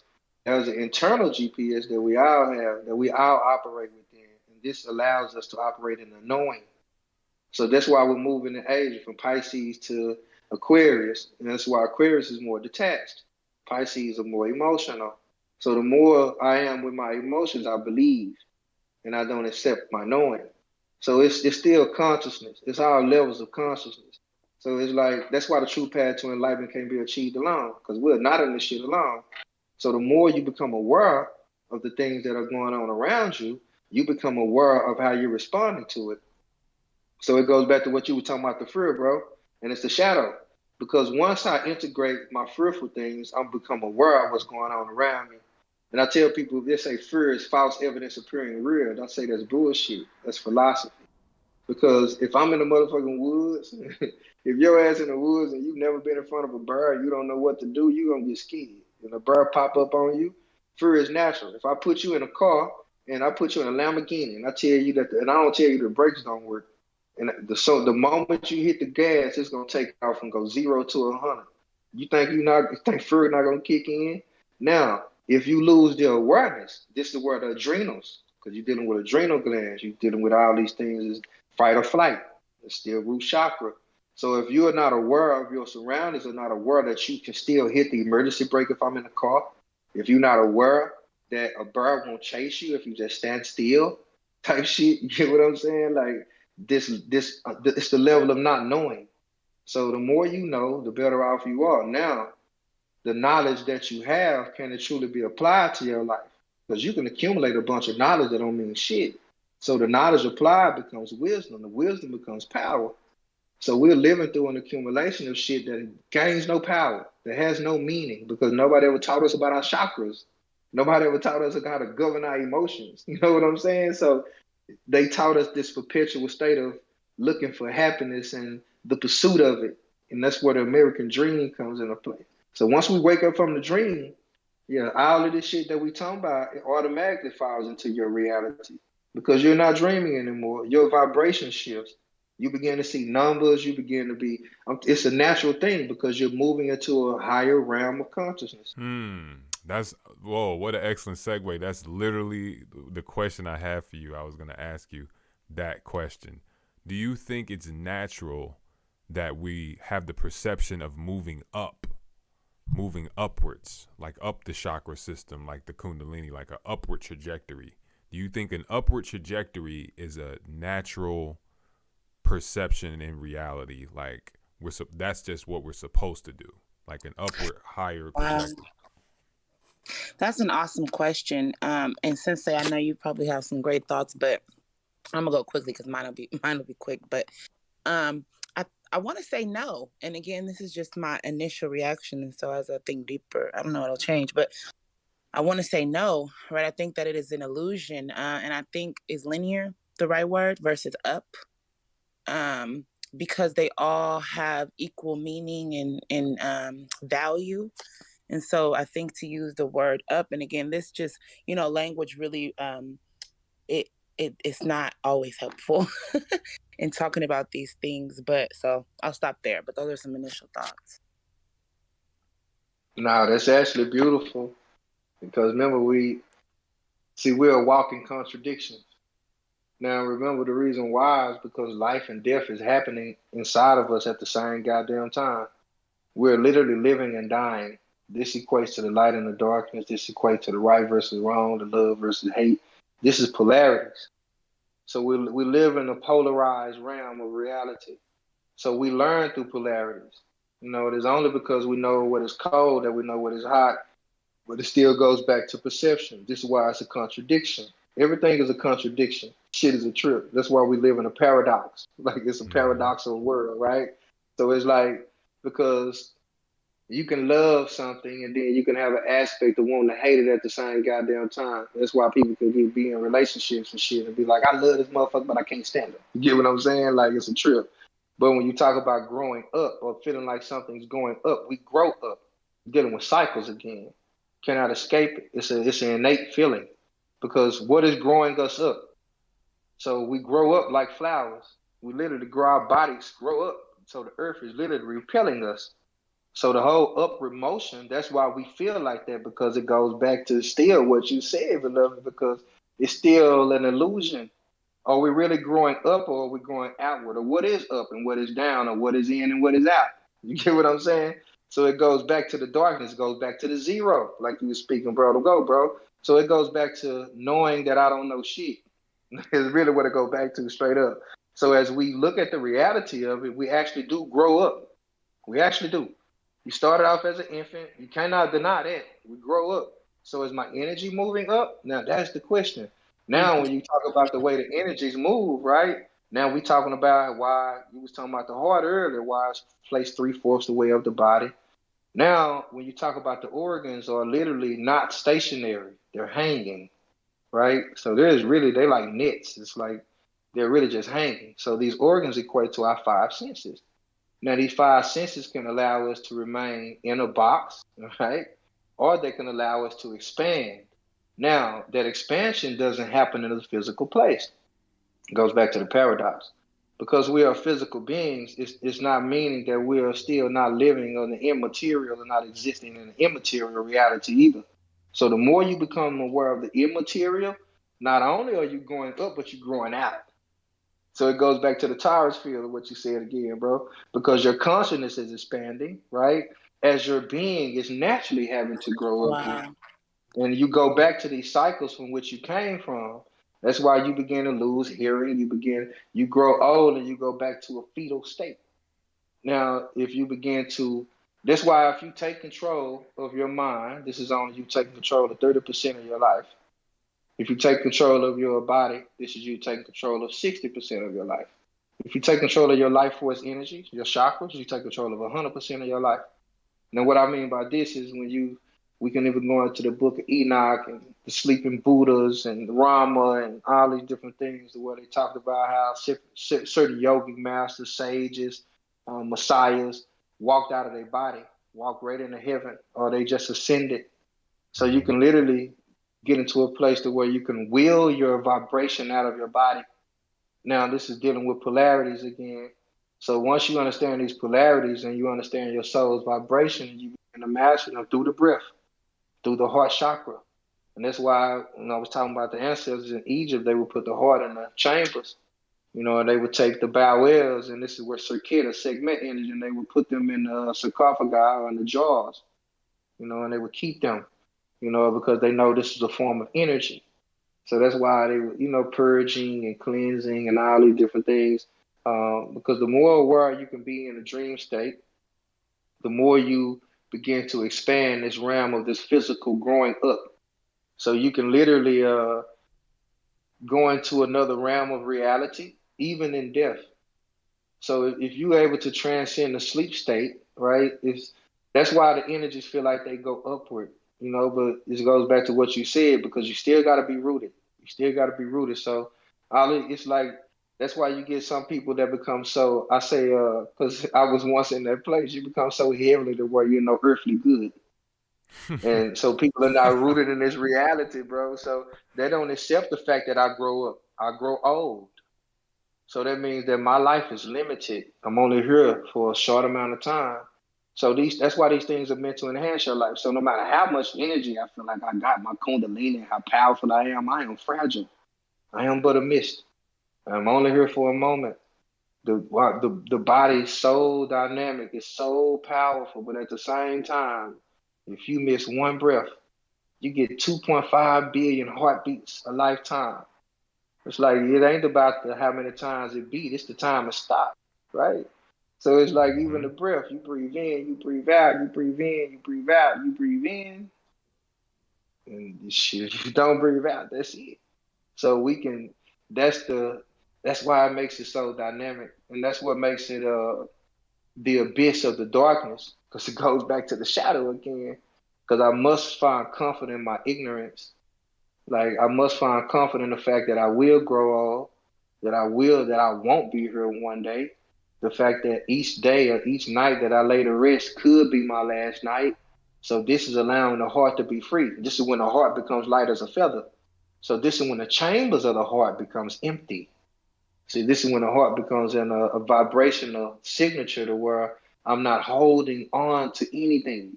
So this is when the crown chakra becomes active, because you're detached. So the detachments.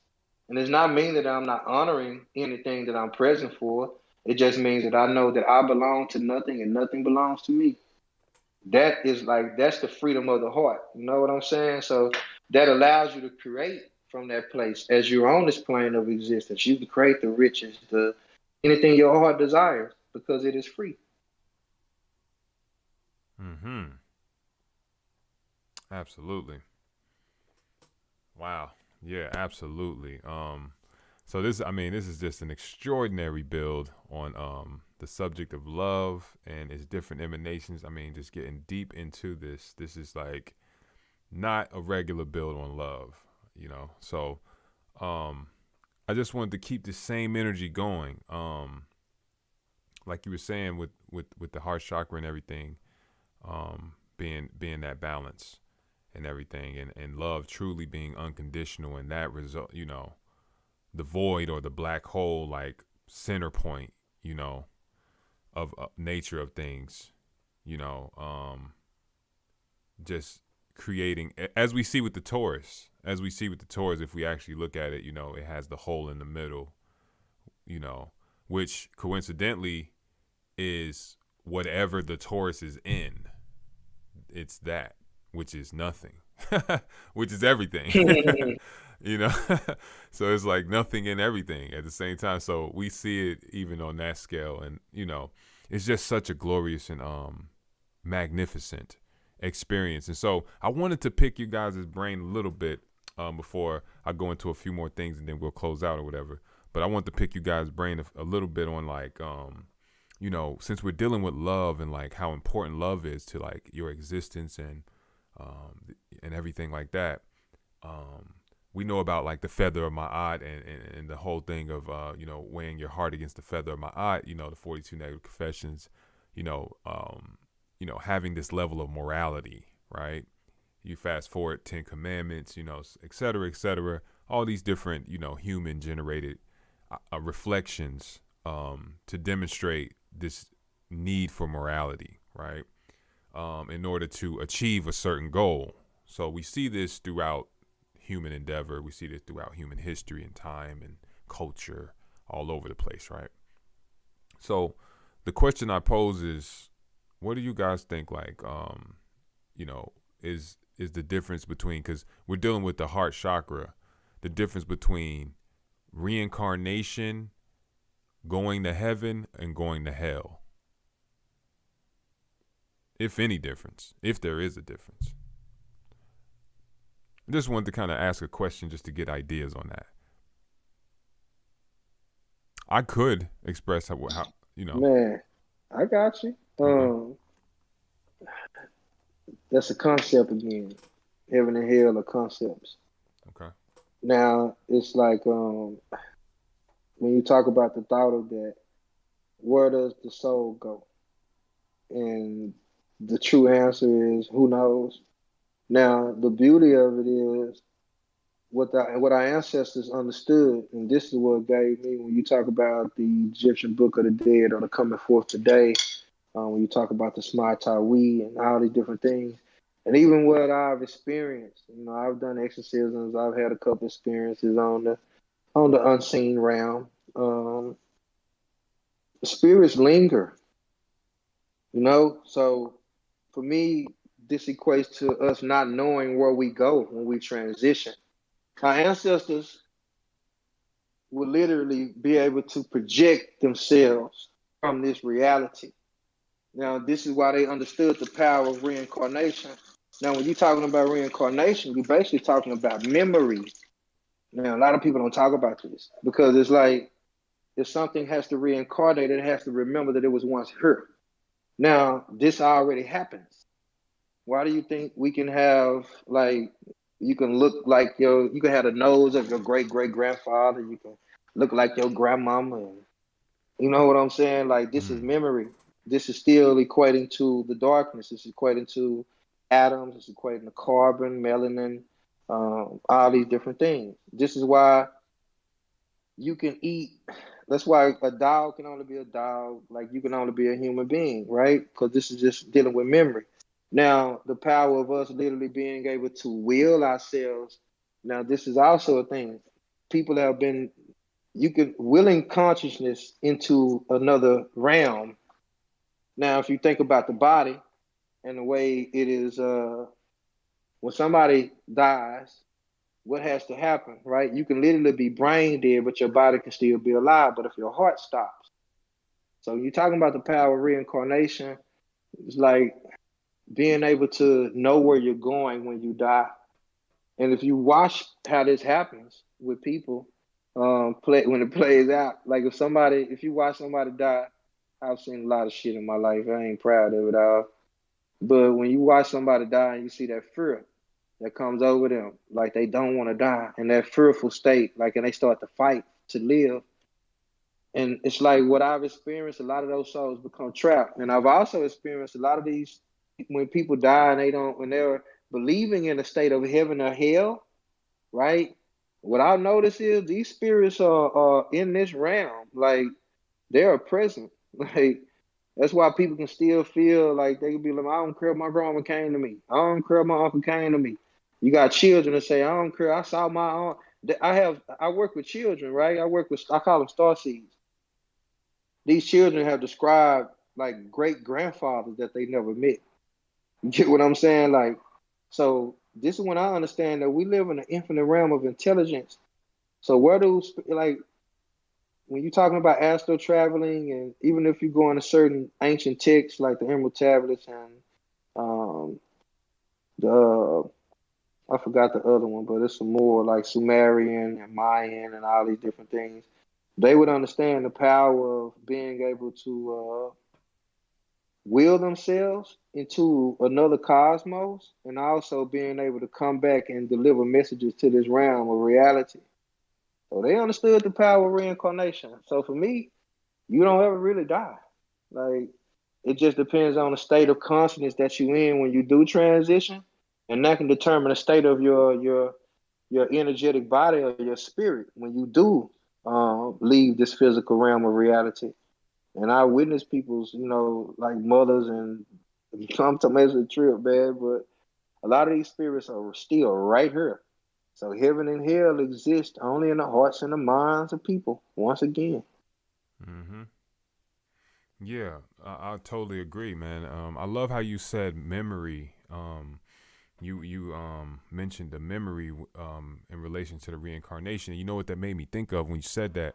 It made me think of forgiveness. When they say you forgive and forget, and some people say, well, I can forgive, but I just can't forget.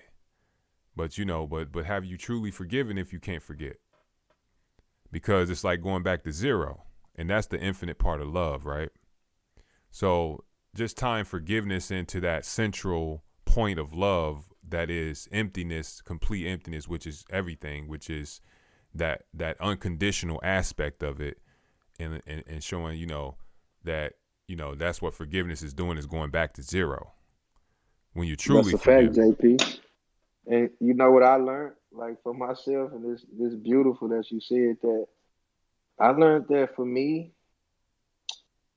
the forgive and forget part, because sometimes I didn't want to forgive, and there was times when I was like, should I truly forgive this person for showing me who they are, right? So I replaced the forgiveness with acceptance. That allowed me to embrace. I didn't have to forget either. Because if I accept you for who you are, now I can deal with you from that place. Now I don't have to offer you forgiveness. Because if I have to offer you forgiveness, this means I'm condemning you. This means I'm criminalizing you. This means that I'm saying that you've done some shit, and either I want you to apologize to me for it, or I'm just accepting the fact that you can't. And either way, it's still a battle that I'm gonna leave myself within. So, because every time I see you, that energy is not going anywhere, right? So once I accept you for who you are, I don't have to forgive or forget. I can just allow myself to say, you showed me who you are, and I believe you. Now I can still allow myself to be true to myself and say, do I want to still love you in this place? And that love that I give you doesn't.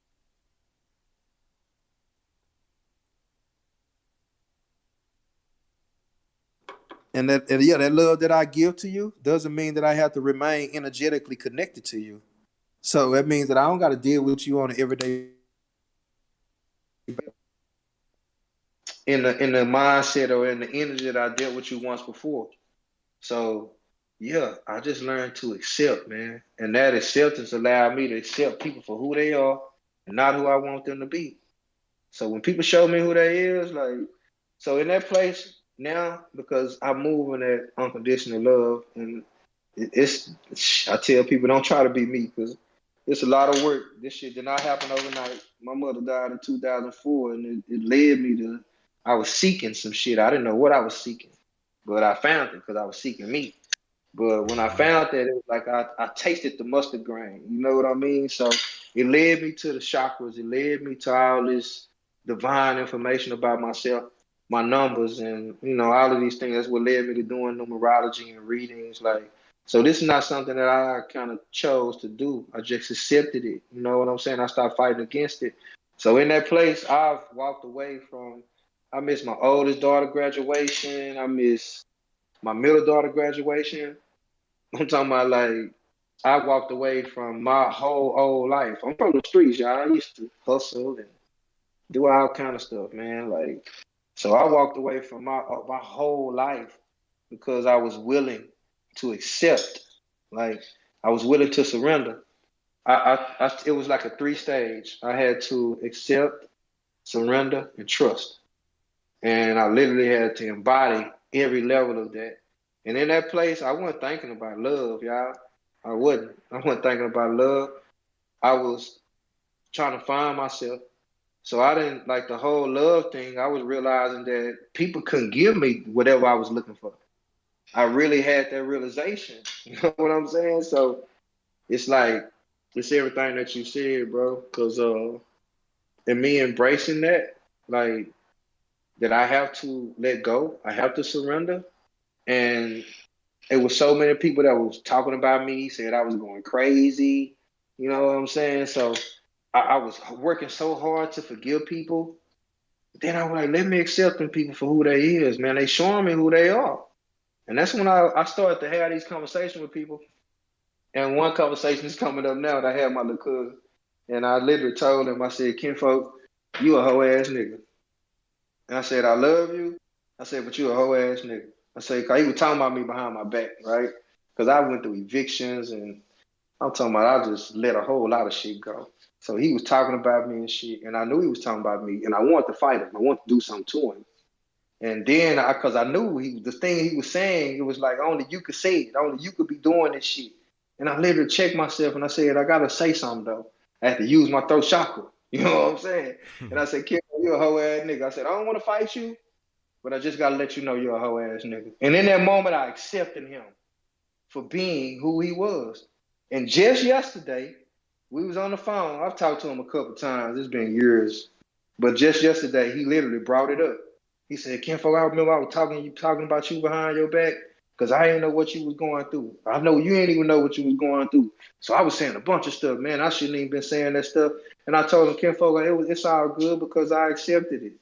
I didn't tell him I forgive him. I told him I accepted it. You get what I'm saying? Like, so accept people, man. Accept people because you don't have to criminalize anybody. It goes back to when we was talking about the compassion. Because once I know that people are deflecting, once I know that you don't love yourself and I'm walking in this vibration of me loving and knowing myself, yeah, it's going to upset you. Yeah, you're going to feel some type of way. Yeah, you might not like it. Yeah, you might feel like I'm cold now, all kind of shit.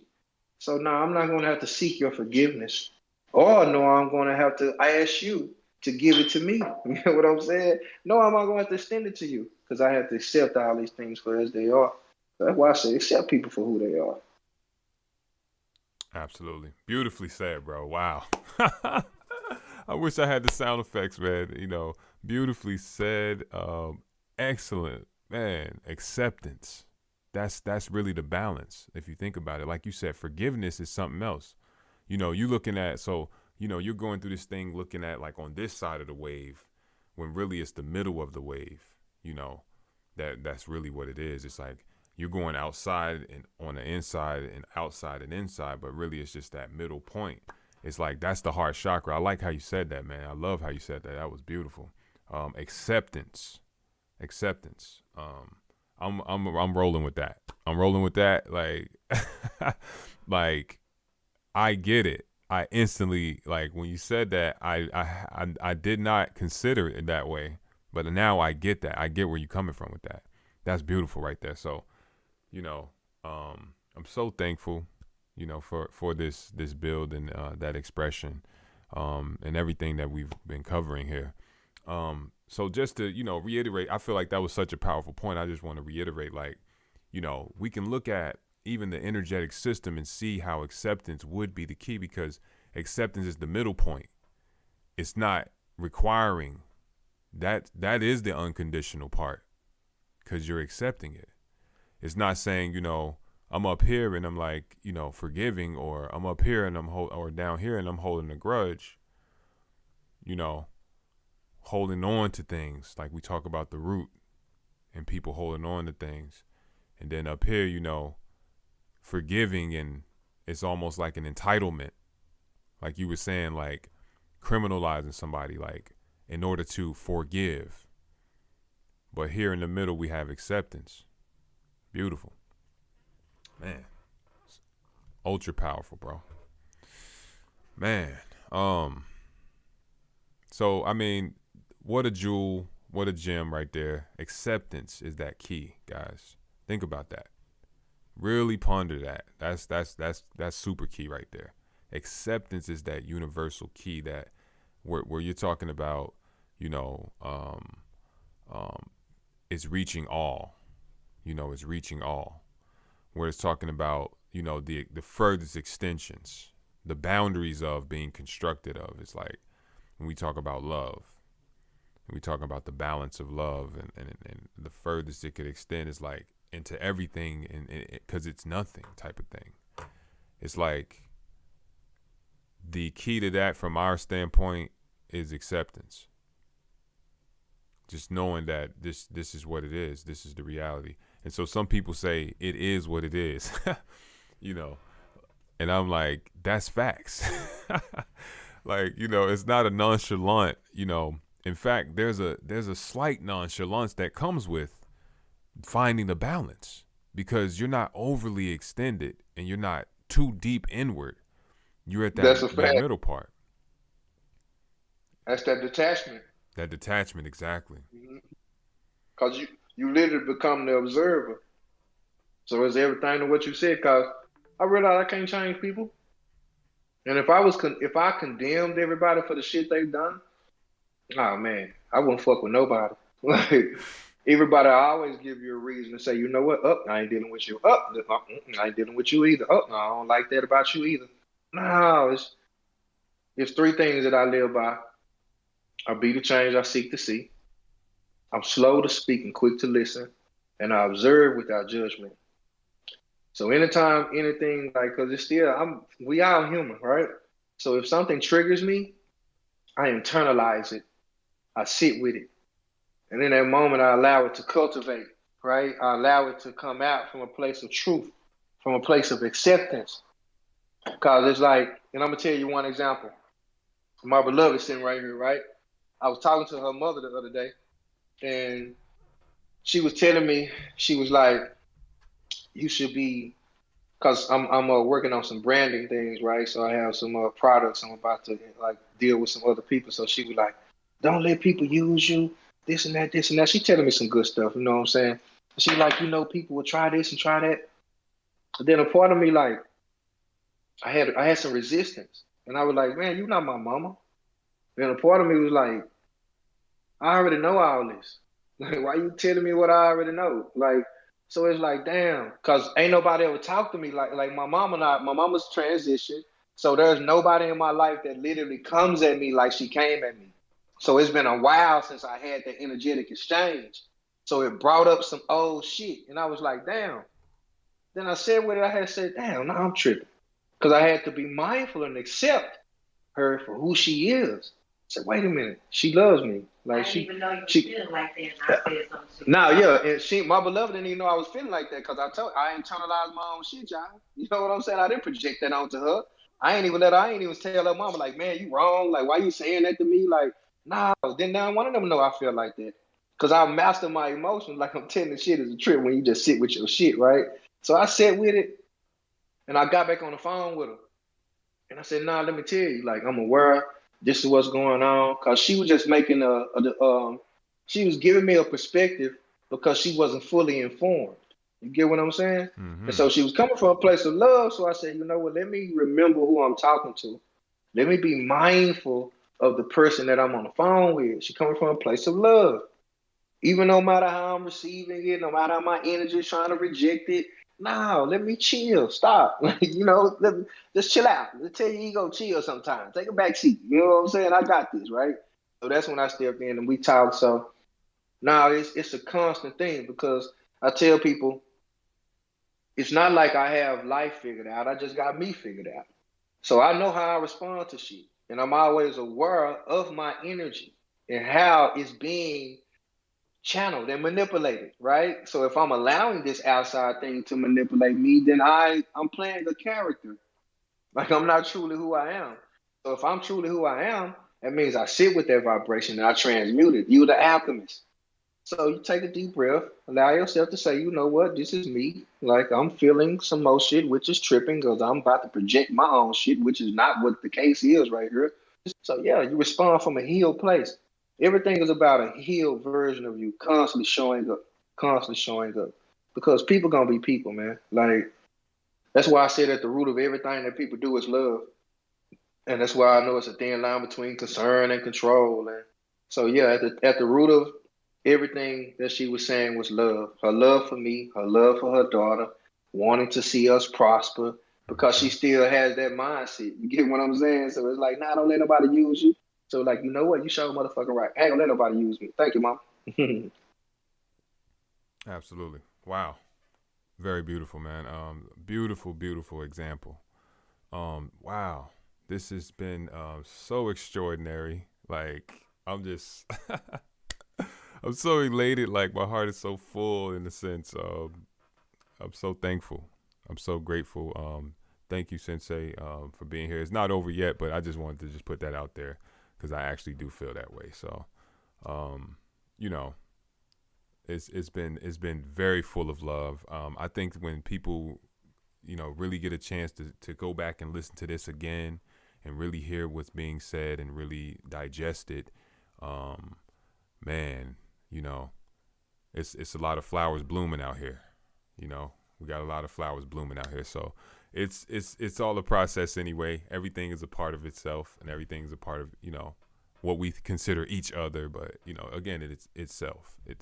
It's the self. So, man, just, and it's so much divine knowledge and acceptance, when you just think about it, like as it's just racing through my mind, like it's so much divine knowledge in that, acceptance.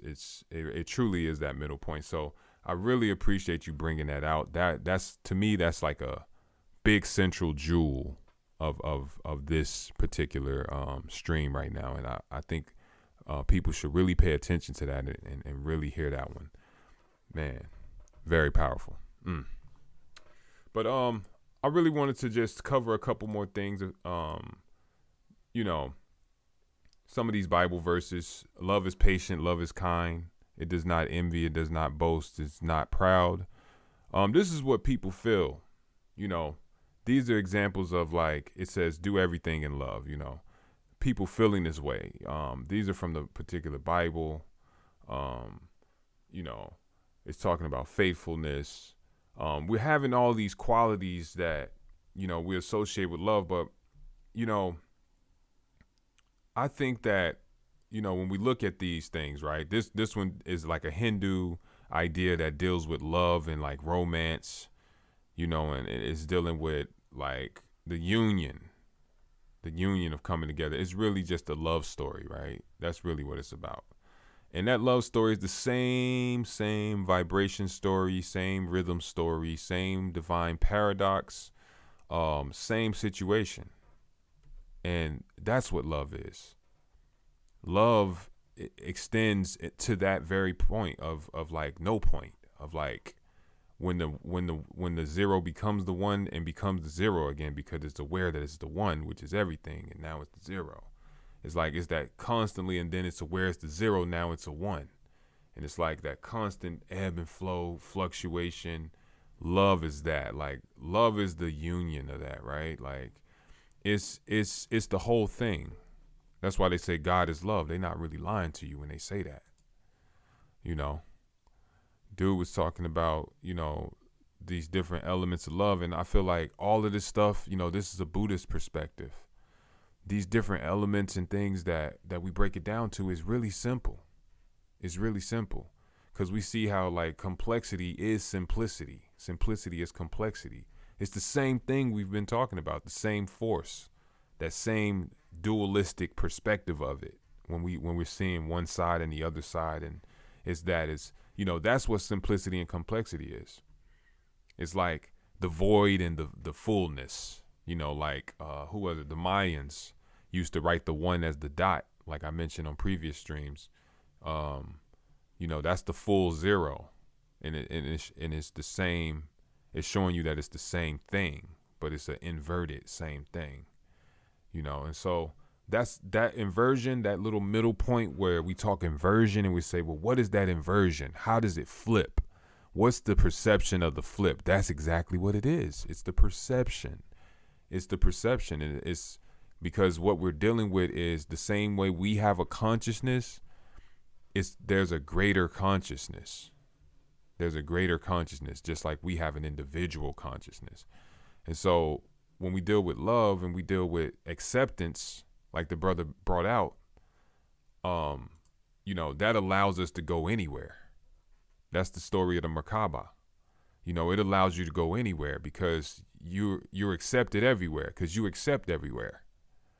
And so you accept everywhere, so you're accepted everywhere, so you can go anywhere. And there's really no condition on acceptance. It's just like I allow it to be exactly what it is. There's no need for anything, no input or output or anything. It just is. And man, that's why I said it was so powerful that you really brought that out, bro. That's kind of like a central theme of love from a human standpoint. Like, it's really practical. It's really practical knowledge for people to really comprehend, like, yo, this is the pathway. When you want to talk about, okay, this powerful thing, this thing that is all essentially, that ties into all things, it's acceptance that leads you on that pathway. If you want to tap into that central source of things. So returning to zero is really accepting what you are. If you're zero, right?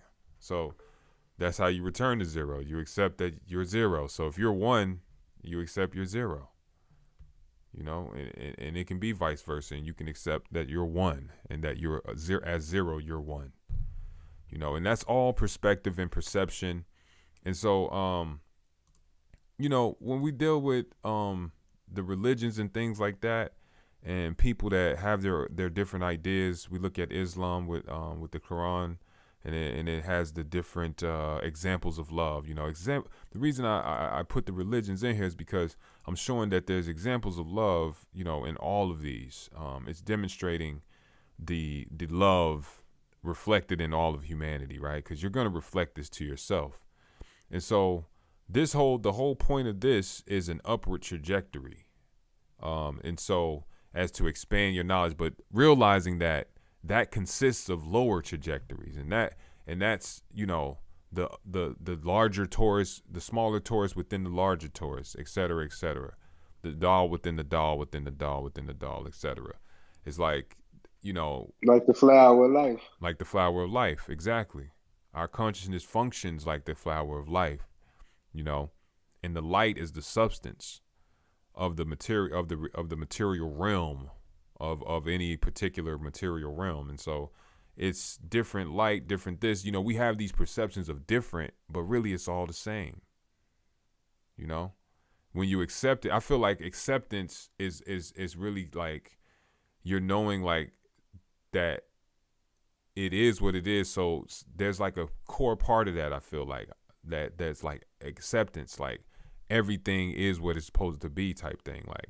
Like it doesn't, like, it's not an opinion. It's like, it doesn't need to be anything. You know what I mean? Like, I feel like there's a it's core. All encompassing. It's all encompassing. It is what it is. And that sounds so simple and like repetitive, like, because we say these things, it just comes out of our consciousness. It's just normal. It's like everybody, you know, you hear a lot of people say that, like, oh yeah, it is what it is. You know, and that's true indeed. Like on a deeper level, from the most complex to the most simple level. And all that is a perspective change. That's a fact. That's why even in the scripture it says, "Be ye renewed of the mind." You know what I'm saying? So I always tell people, because their Bible it's encoded, you know. So I tell people, because I deal with a lot of, it don't matter what walk of faith you're in. I never challenge anybody in that area.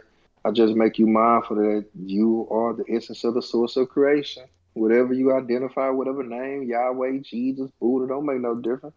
You are the Buddha. You are Yahweh. You are Jesus. That's what I tell them. You know what I'm saying? So everything that you said about the love aspect, even if you look at these, and even if you look at religion, I just tell people there's a lot of simple correlations. Islam worships the moon, right? Crescent moon. Christianity deals with the sun.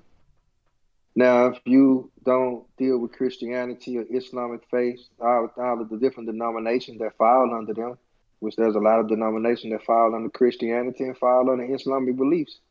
So if you don't equate to neither one of those beliefs, this means that you're either atheist or you don't believe, right? Or you spiritual type shit.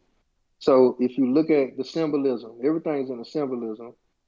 If you look at Solomon's temple, right? Even the word Solomon, soul of a man, right? So it's telling you the sun and the moon